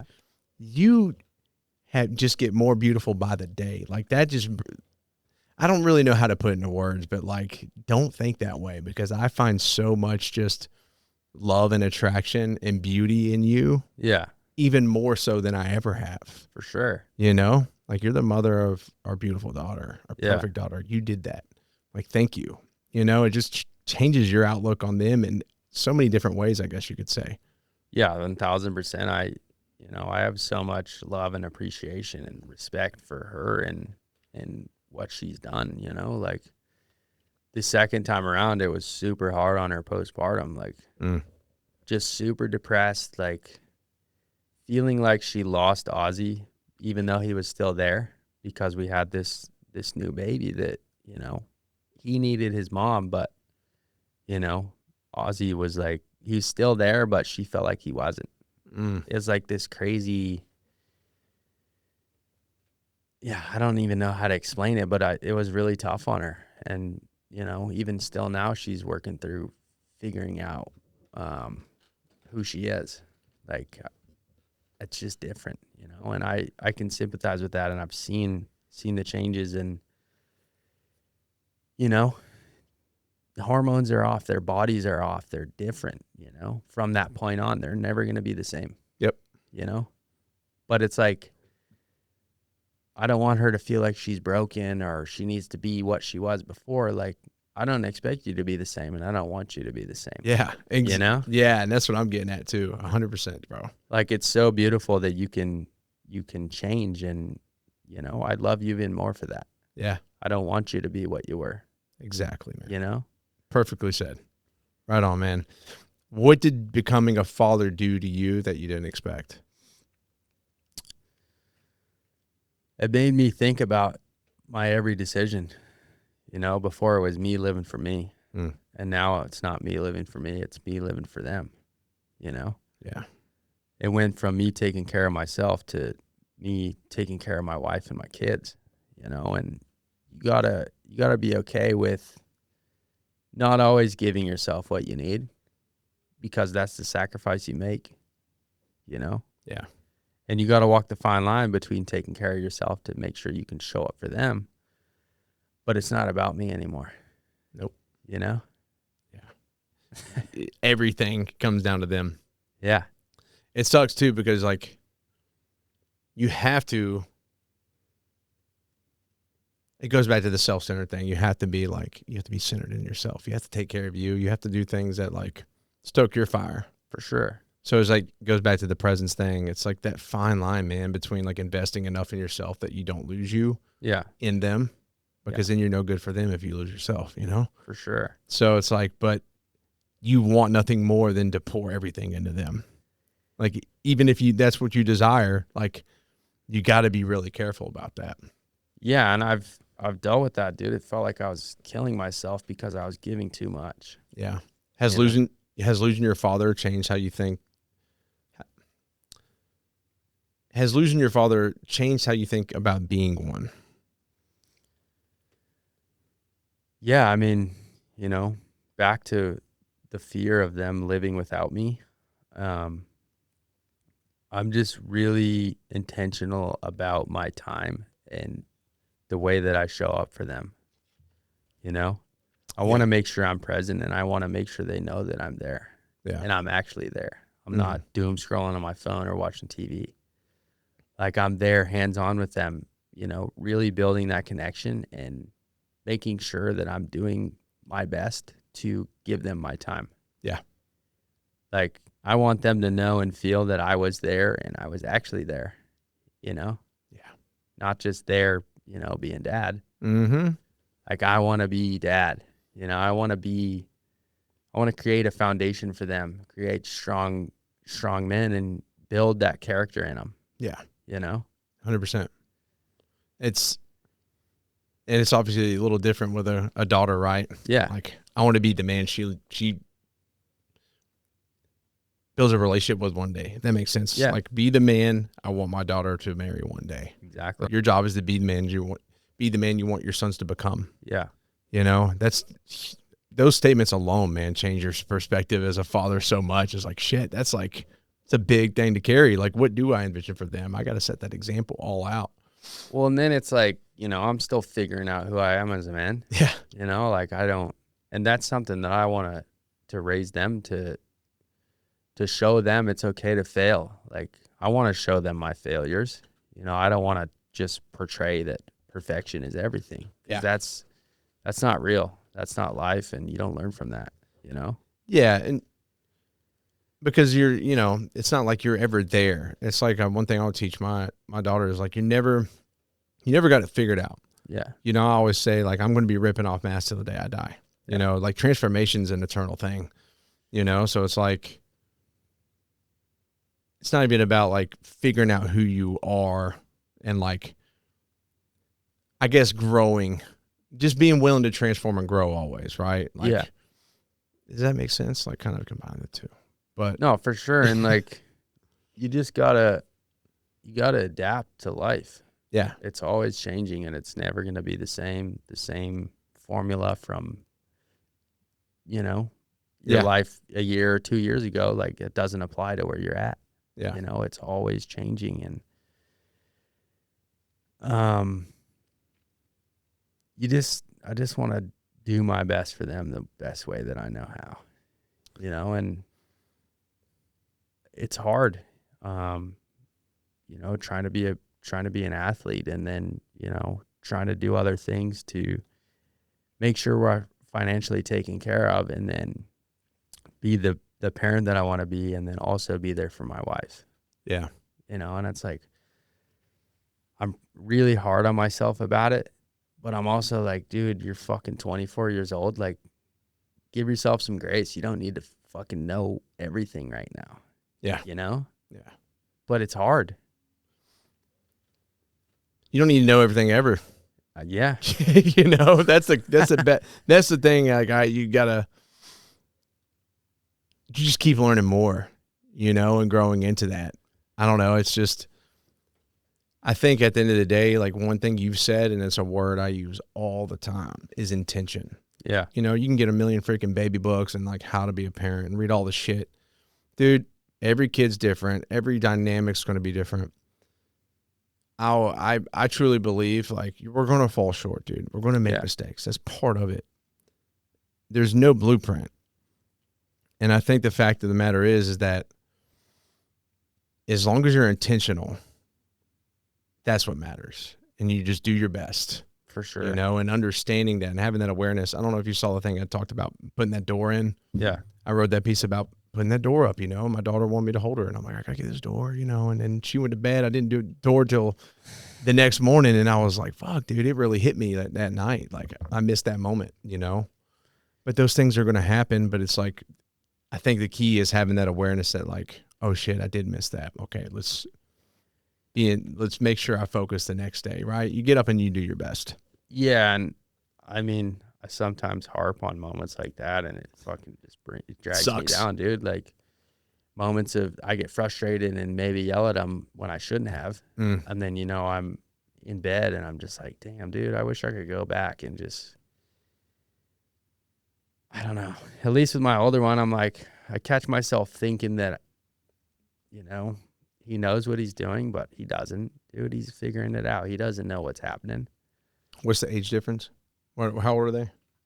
So Ozzy's 2.5 and will be 1 in a month. Oh yeah. But he's at the stage where, you know, he's beating him up. He thinks that he can play, and he's always pushing him over, hitting him with shit. And I'm just like, I mean, it's funny. It is, but it's like, dude, it's so hard to like not expect him to know, but he doesn't know, you know? Like, I don't know. I have a hard time with, you know, me getting frustrated or things not going the way that I think they should. And I just reflect on that, and I'm hard on myself, but I'm also like, just learn, like, just take what you didn't like or what you wish you would have done and do it. Yeah. You know, apply that. Yeah. But it's hard. You know, your wife's, you know, you're running on no sleep. You're both fucking in survival mode, and your kids are messing everything up. House is a disaster. Laundry's everywhere. And it's like, fuck, dude. But you just got to embrace that. Yeah. It's never going to be perfect, and it's never going to be beautiful. Like, I mean, it can be. It's just your perspective on it. Yeah, I think just looking at that and being like, this is perfect and beautiful. It shouldn't be any other way. It shouldn't be any other way. You know? Yeah, like this chaos, like the mess. Yeah. It's right where it's, like, imagine life without that. Well, not only that, dude, that's going to fly by, and you're going to wish you really relished in those moments. Oh, bro. The toys everywhere, the kids screaming, like the diapers. I told myself I would never miss that, but I know there's going to be a day where I miss them needing me. Dude, people may think it's weird, but like I oddly like enjoy changing diapers for my daughter because like, yeah, of course, like, you know, sometimes you're dropping bombs and I'm like, yeah, oof, it could be rough. But the thing about it was to me is like, I'm helping her. Yeah. She needs me right now to like be cleaned and changed. Like I get to help her. This is a positive thing. And these are moments like her little flailing and stuff. Like, you know, me like making spaceship noises and be like, woo. Oh, dude, you do the craziest shit as a parent. And she's just like, you know, or she's just like not having it. And she's doing like the little alligator, you know, twist. And it's like all that shit, bro. I'm not changing diapers anymore. Yep. Like she's going potty by herself. Yeah. And it's like, damn. I try to check myself to just really appreciate the moments like that. Like I look back even a year ago and the songs that he would always be so excited to put on, and I was just like listening to him over and over, and I was just like, fuck. But now I look back and I'm like, damn, dude, I really wish I just appreciated that, you know, regardless of what emotion I was feeling then. Like I try to put myself, you know, into the future and ask myself the question of, will I regret this or will I appreciate it? You know, even if it's like inconvenient for me, but it's a precious moment that I'll never get back. Yeah. You know, even though it might have been inconvenient in that moment, like I'll look back and wish I really just lived in it. You know? I pulled up to the house the other day it made me think about this. And I pulled up to the house the other day, and I still had to like work to do, you know, editing and shit. And they're out there like on a slip and slide and got some water guns out. Yeah. And my daughter's there in a little bathing suit. My wife's like, put your swim trunks on. And I was like, Ozzy, you want me to come play? She's like, you know, all excited. And I'm like, all right, I'll be over here. Dude, I didn't think twice, bro. I went threw my swim trunks on. I was out there for hours, and it just like that was my night. Yeah. And then, you know, of course, yesterday, like I had some shit I had to get done. You know, I got deadlines. I do it all solo. You know, and there's going to be those moments where like she sees me doing that, and I'm sitting next to her, but I'm still like handling business, and it's just the nature of the beast, right? Like, Yeah. I can't just put all my work aside because I've got to provide, man. I've got to build a future for her. For sure. But it's like being intentional about when to press pause. Yeah. Like you can't press pause on everything. We have responsibilities. You know, we got to take care of our families. But like a lot of people let responsibility and stuff like that consume them to where it's like always the excuse. Yeah. I have to do this. I have to do this. And then that's a daily practice. And then you're missing out on the slip and slides or the, you know, the Play-Doh. Like last night, like in between, I was like doing Play-Doh with her. She's like, play Play-Doh with me. And I'm like, you know, it's all like one color at this point because she's just blending them all. Like that's how it always goes. But it's like, dude, that's like all she wants from me, bro. Yeah. That's all she wants. Like it's so simple. I'll have Ozzy wanting to do something that, you know, will probably turn into a mess. And I catch myself like telling him no. But I'm like, dude, this is like this would be the highlight of his day, you know? And this is something like he's super excited about. And I don't want to take away from that ever. Yeah. You know? Yeah. And we're kind of talking about it earlier. So you're able to like bring your family on a lot of trips. Yeah. But there's obviously some trips you don't get to. How does that hit you differently? It's hard, man. Like, I mean, we were in Reno for an event 2 weeks ago, and I brought them with me. And before that, I was like, okay, it'll be easier for me to just drive out, you know, because we got to sit out there, you know, in the dust, in the heat. Like, it's a lot harder when they're with me, you know. I got to play dad, and I got to go, you know, flip the switch and go do my job. And it's hard to do those two things together. Yes. But on the same coin, I'm like, I won't regret bringing them, even though it's harder. Yeah. Like, I will never regret that, ever. Mm. So I'd rather have that challenge and know that I didn't miss that opportunity to have an experience. Yeah. Or have them with me. Even though it makes it a lot harder, it makes it more valuable and worth it for me to do that and face that challenge. For sure. Well, it's like working from home. Yeah. If I work from home, I'm screwed because if she's there, my daughter's there and she wants me and like I'm trying to work throughout the day, I just feel immense guilt. Yeah. And like I can't, so I have to go somewhere and work. Yeah. And just dial in so I can get back. You know, I'm better off just doing that because if I sit there and try to do it, I'm just playing this. I got to get stuff done, but I'm also feeling guilty at the same time. It's like, then I'm just an emotional wreck and I don't really get, it's not productive either way. For sure. Right. Towards her or work. So yeah, man, it's tough to navigate sometimes, you know, your professional life with being an intentional family man. Yeah. You know, and this society is not really built for, did your wife work? Oh, she's stay-at-home mom now. See, and that's the biggest goal. We're working towards like my wife being able to quit her job, man. I mean, dude, I'm sure I want to achieve great things and get financial freedom and build and, you know, material wealth is important, I think. Yeah. But it's not like the full focus. Like simply, I just want like land and I want my wife to be able to quit her job. For sure. Like that's a huge ask even in today's landscape. You know, the world is built for the family to work, for the parents to work, but that's not the natural way it's supposed to be. Like it's natural for men to go out and achieve and work and provide for their family, right? Yeah. It's not, to me, it's not natural for the woman to have to do that. And I always told my wife, like, I want it to be to the place where you don't have to work out of necessity. Yeah. You know? For sure. You know, and like we're at a place where she has to right now, but we're going to get there to where she can quit, and then she gets to, be stay-home mom. She's so good at that, and she's so much happier when she's able to be that. Yeah, I just think what that does for the kids, The proximity, dude. And it's like, dude, I don't want someone else raising my kids. No. Like, I'll do whatever I have to do. I'll sacrifice whatever I have to sacrifice. I'll give up whatever I have to for me, for them to be able to have that time with their mom and her to be the one raising them. Yeah. I think that's the most important thing, because that's like such a big influence. Yeah. On who they become. Yeah. And so I think the proximity with the parent, it's not much about the education as much as it is about like the proximity with their mother and their parents, For sure. So, I mean, it sounds like you're on the right track though. I mean, we're doing our best, and that's what I got, and I'm never going to get it perfect, but I always do what I can. And,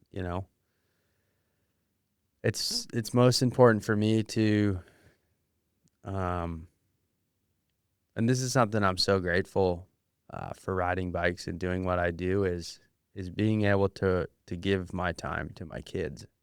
I don't have to work 9 to 5 and I have weekends with them. Yeah.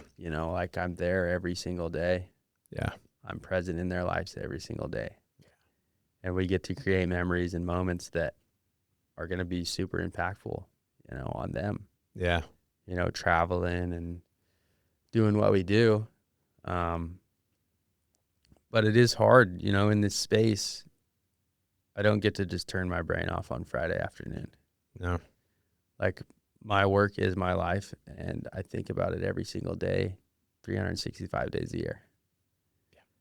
I work every single day. We don't get days off. Like this riding bikes is my life. Yeah.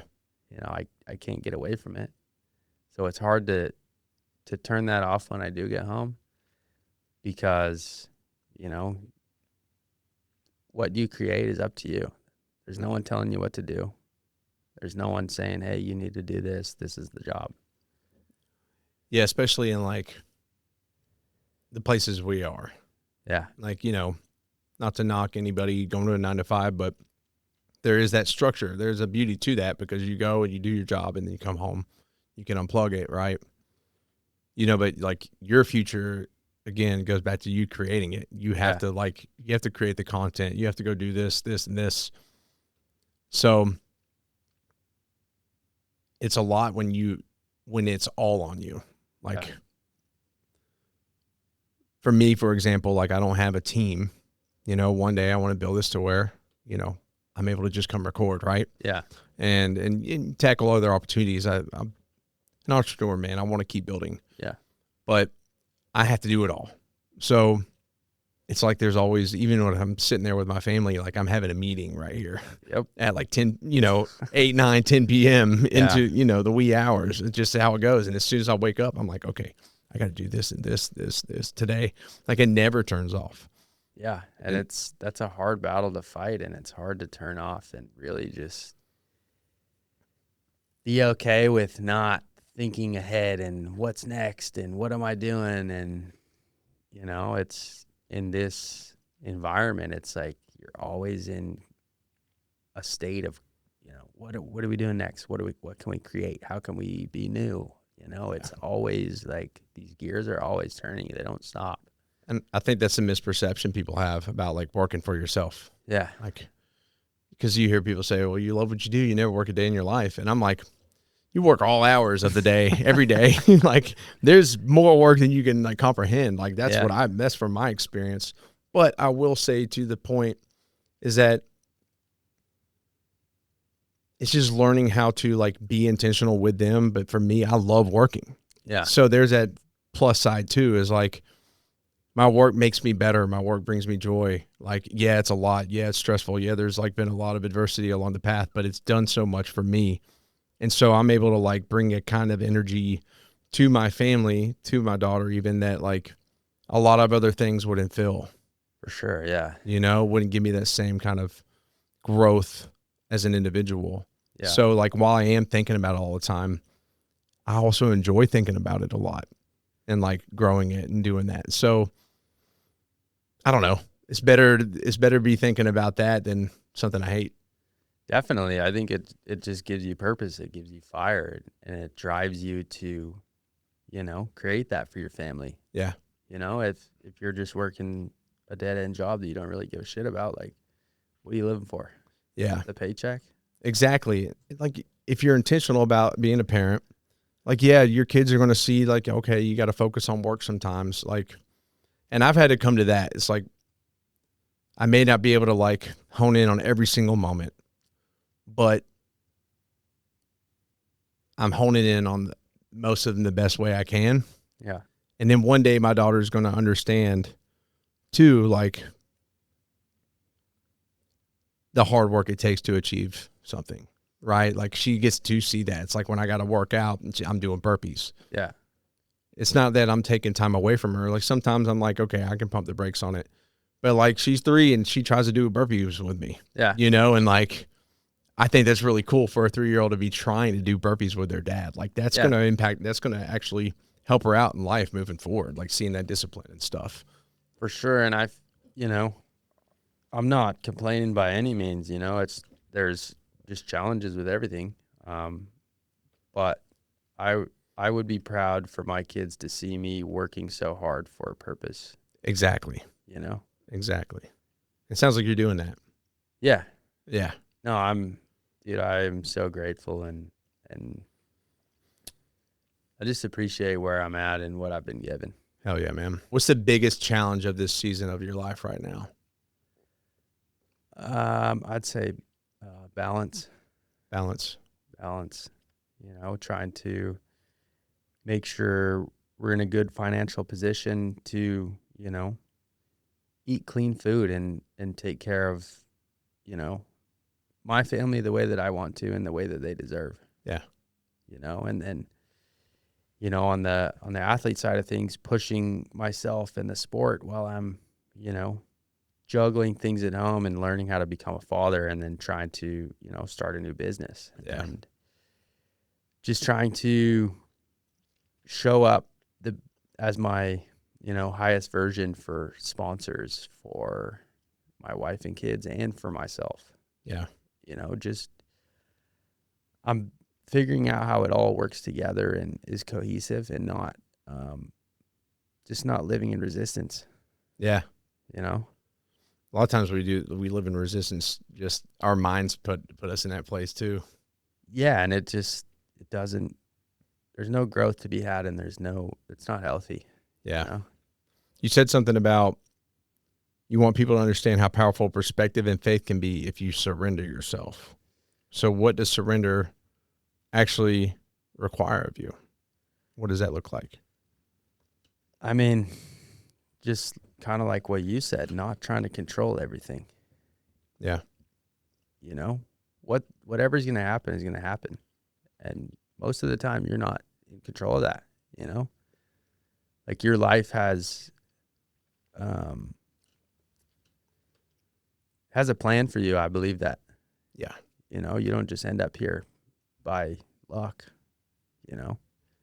There's things that you do that lead you to these places, and I feel like I'm meant to be facing these challenges. There's something to be learned here, and there's something for me to take from it. Even though it's hard, like, it's awesome that I can, be going through this. Yeah. I can learn, I can grow, and I can take something from it to, transfer to this next season. Mm-hmm. And it's not always going to be like this. It's not always going to be hard. Just embrace it. Yeah. Appreciate it, and love where you're at, even if it sucks at times. The way I look at the control thing is like trying to being in a kayak and trying to paddle upstream. Yeah.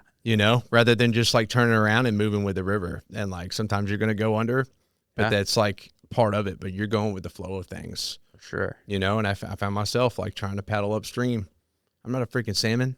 Dude. You know what I'm saying? I'm supposed to be jumping upwards. Like I'm flowing with it, and that's like a new place I'm in right now. But that control does more damage. You're not going to make much progress in any way of life if you try to control everything.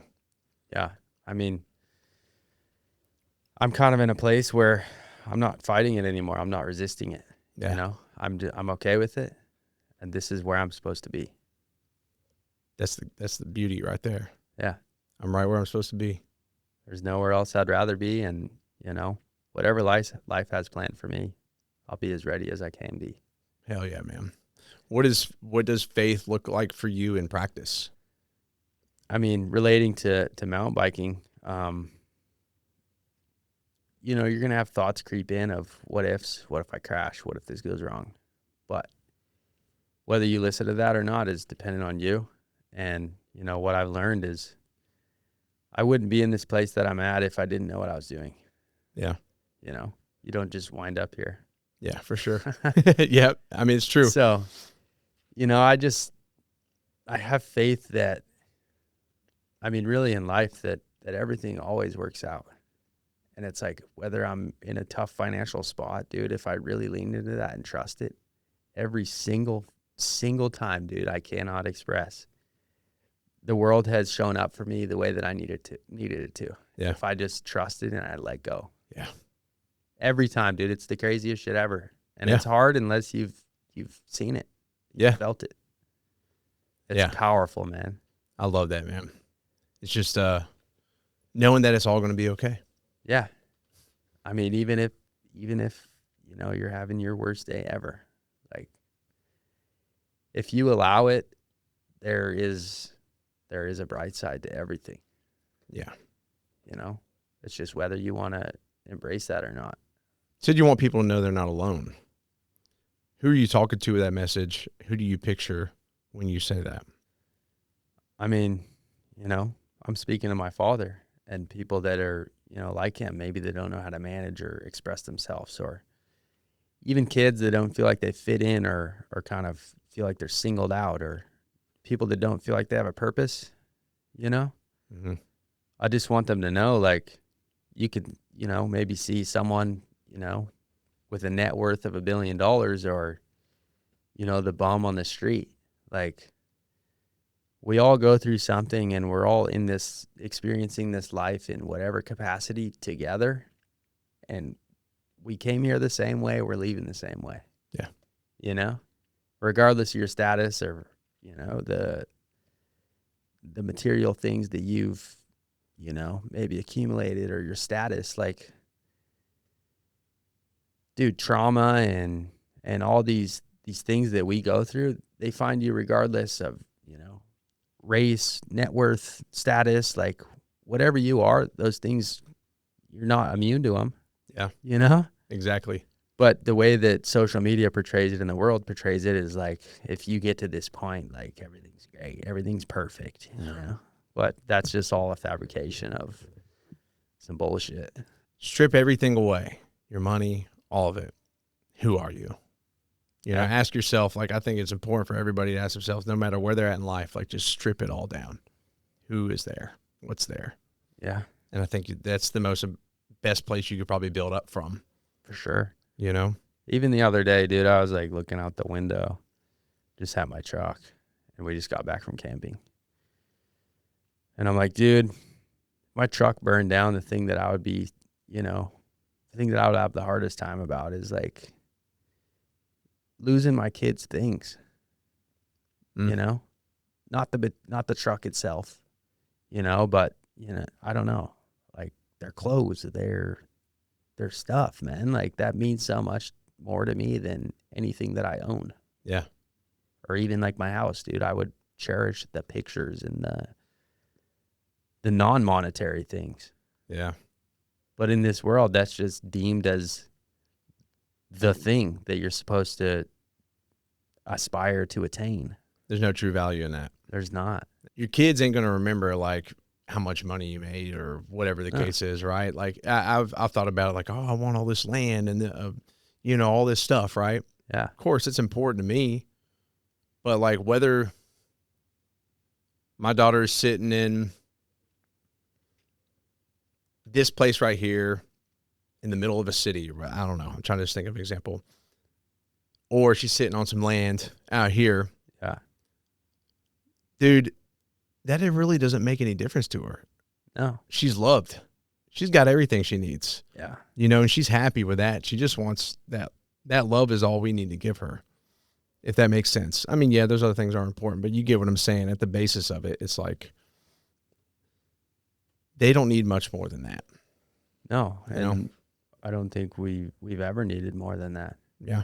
And the one thing that's hardest for me about losing my dad, like, dude, all of our texts got erased, like everything, and my grandma burned her house down. Like, all my dad's baby pictures were in there. Like, all of his shit was in there. And I'm like, damn, dude, like, that's the thing that I miss most, and the things that I would want, like, to look back at, texts between me and my dad, or like, I don't even really have that many pictures with him, and it's like, that's a hard thing to deal with, because that's what matters most to me. Yeah. Those things last. That's priceless, man. It really is. Like, my kid doesn't give a shit if I win first place at a contest. He gives a shit if I'm there on a Saturday fucking playing in the yard with them, chasing him around. Yeah. Yeah, it's like the most important thing. Yeah. Would you say,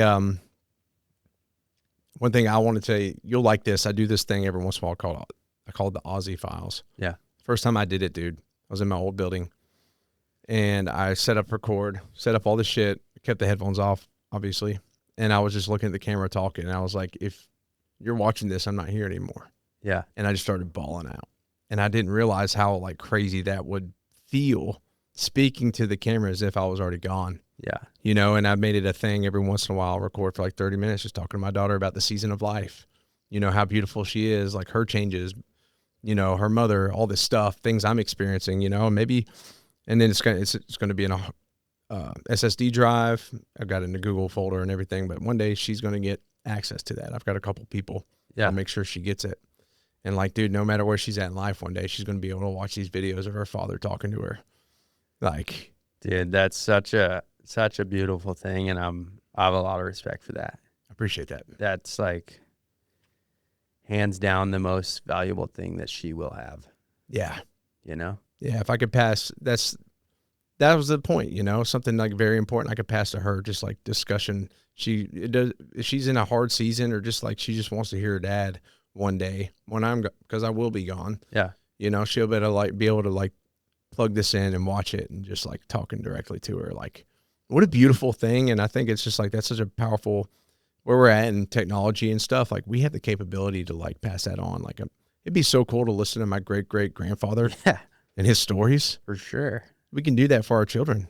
Yeah. And their children and all that. So I think that's just, I don't know. Maybe you might have to try it out. You might have to do your Ozzy files. No, dude, I love that so much. And like every birthday for our kids, me and my wife just write them a note. Yeah. Just like letting them know where they're at and yeah, just that season that we're in. Hell yeah. And like, I look at birthday cards from my pops and it just makes me cry, dude. Yeah. Like, yeah, that means more to me than anything else ever. What has being willing to be vulnerable cost you, and what has it given back? I mean, it doesn't cost me anything, and I feel like it pays everything. Yeah. I mean, really, it comes down to just letting go of that, the fear of being perceived a certain way, or I feel like it's more of an ego thing. You don't want people to see you so-called weak. But I kind of let go of that vision and that perspective a long time ago, No. I think that's the important bridge, is being able to be like a provider and a protector and a man in a traditional sense. Yeah. But also being able to like be vulnerable, because you're so much better as a man as a whole by doing so. It's bridging the two. You can't be too extreme in one way or the other. They're both damaging, right? But bringing those two worlds together makes you better for yourself and everybody around you. Dude, the strength that comes from it, not going to find it anywhere else. Yeah. Like really digging in and just letting it out. Dude, that compounds so much and it's made me love who I am you know, Yeah. and actually see myself for who I am and be comfortable with me, Yeah. you know? I think it's like one of the best forms of love is vulnerability, because like by being extremely vulnerable, you build like a trust pretty fast. Yeah. And then like when people share like these deep things with one another, like, dude, that's love to me in a lot of ways. Like, what a beautiful thing that is, man. You know, just like someone sits in front of you and you're willing to share things that maybe in the past you weren't able to, but they're like immediately hit with like, holy shit, like this dude let his walls down completely. And that gives them the ability to maybe express some stuff that they never have. Yeah. Dude, that's amazing. Yeah. I want to give people confidence and inspire them to let those walls down. Yeah. Because I feel like it's a missed opportunity if you just keep them up, Oh yeah. you know? Yeah. It changes your whole life. It really does. Can't go to imagine getting to the end with all the walls up, you know? And then it's just like, fuck. Well, you'd get to the end and say, why didn't I? Yeah, Like, really, what was holding me back? exactly. And the answer is usually you. Always. Yeah, man. I mean, that's not far from the truth at all. Yeah, Yeah. Typically, you're your biggest hurdle. for sure.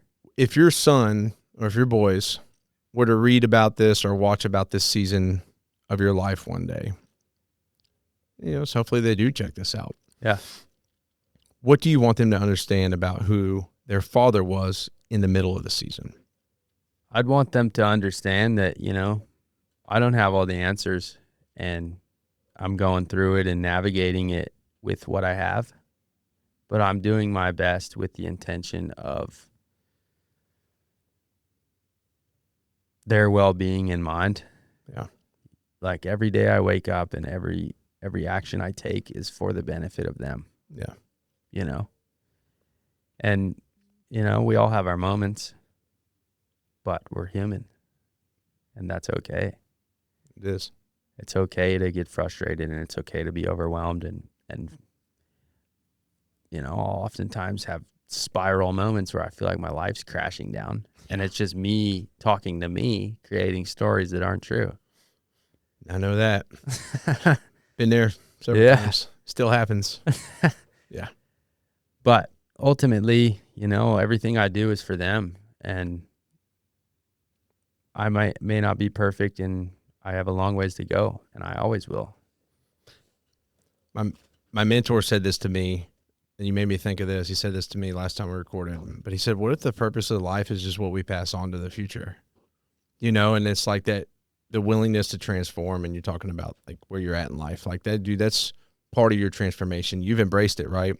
That's why like he said it for me. Your relentless pursuit is transformation, Joe. Yeah. And like who that's going to make you, what that's going to show your daughter is the stuff that's going to carry on and so on. Right. And so that's what I've been thinking about that a lot lately, man. It's just like the willingness to transform and grow is kind of the whole purpose. Like, dude, everything I learned along the journey and transform through and grow through is like ultimately impacting her on such a level that's going to show her the deepest form of love and play a part in who she becomes and who maybe her kids one day become and so on. Right. Like that's what we do. We do everything to pass it down. It's all about legacy, even if we don't even realize we're doing it. Yeah. You know, like our fathers, our grandfathers, everybody before, they went through life with the future in mind to some degree. Yeah. Right. So why not be so intentional about that it makes a ripple effect and totally recreates everything in the best way. Yeah. I feel like in this world, we're all trying to kind of rebuild just cycles that have been passed down. Yeah. I don't feel like it's ever been this, like people haven't ever been this open to change. It's cool. It really is. It's interesting. Yeah. Given the time and everything going on, but again, there's a reason for it. For sure. And, you know, more than anything, I want to just show my sons strength and resilience through hardship. Mm. You know? Yeah. Like, what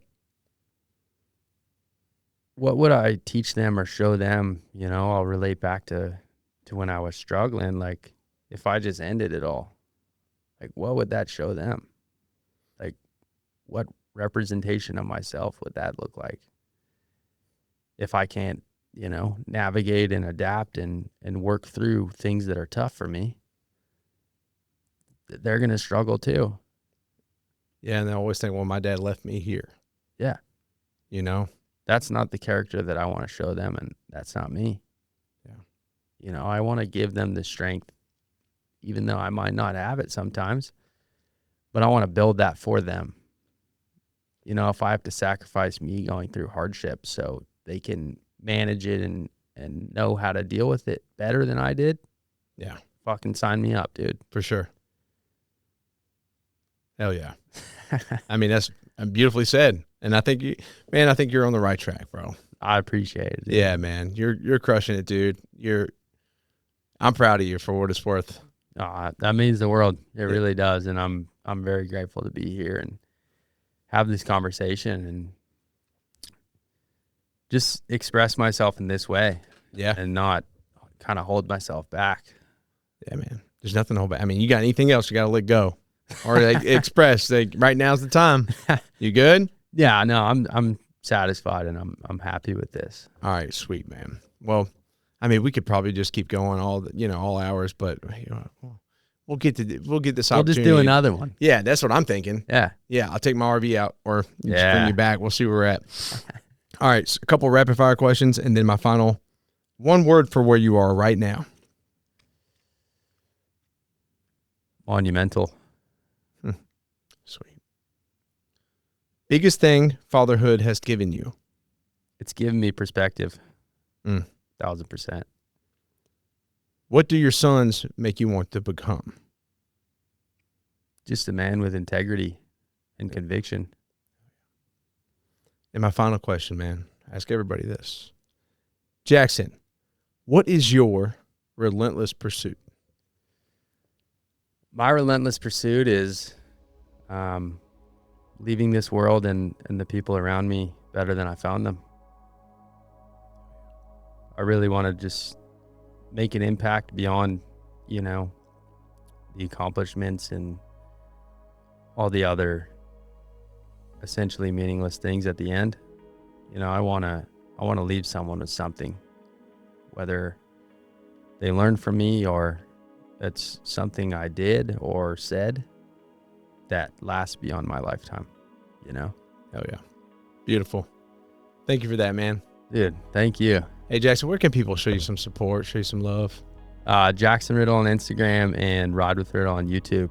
Right on, man. Hey, I'm going to shake your hand real quick, dude. Thank you so much for your time today, bro. Dude, pleasure is mine, brother. Such a killer time. Thanks, man. Dude, of course. All right, guys. Till next time. One of the biggest lessons that I've learned in this show, and honestly in life, is that healing doesn't live in just one lane. Some people find it through addiction recovery, some through therapy, some through faith, some through hard conversations that they've avoided for years, and some for finally being honest about what they're carrying. I started this show to give people a voice, to share real journeys, real struggles, and real growth. And what it's shown me is how many people are walking through similar battles, even if it looks different on the surface. Through this platform, I've been connected with people across so many lanes: addiction recovery, mental health, veterans and first responders, faith, marriage and relationships, trauma, and everything in between. I want to say this clearly. If you're listening right now and you're struggling, please reach out. You don't need to know exactly what you need. You don't need the right words. You don't have to even know exactly where to start. But through my network, I'll do everything I can to get you connected with the right person in the right lane for where you are. That's what this show is about. Real stories, real connection, and reminding people that there is a way forward.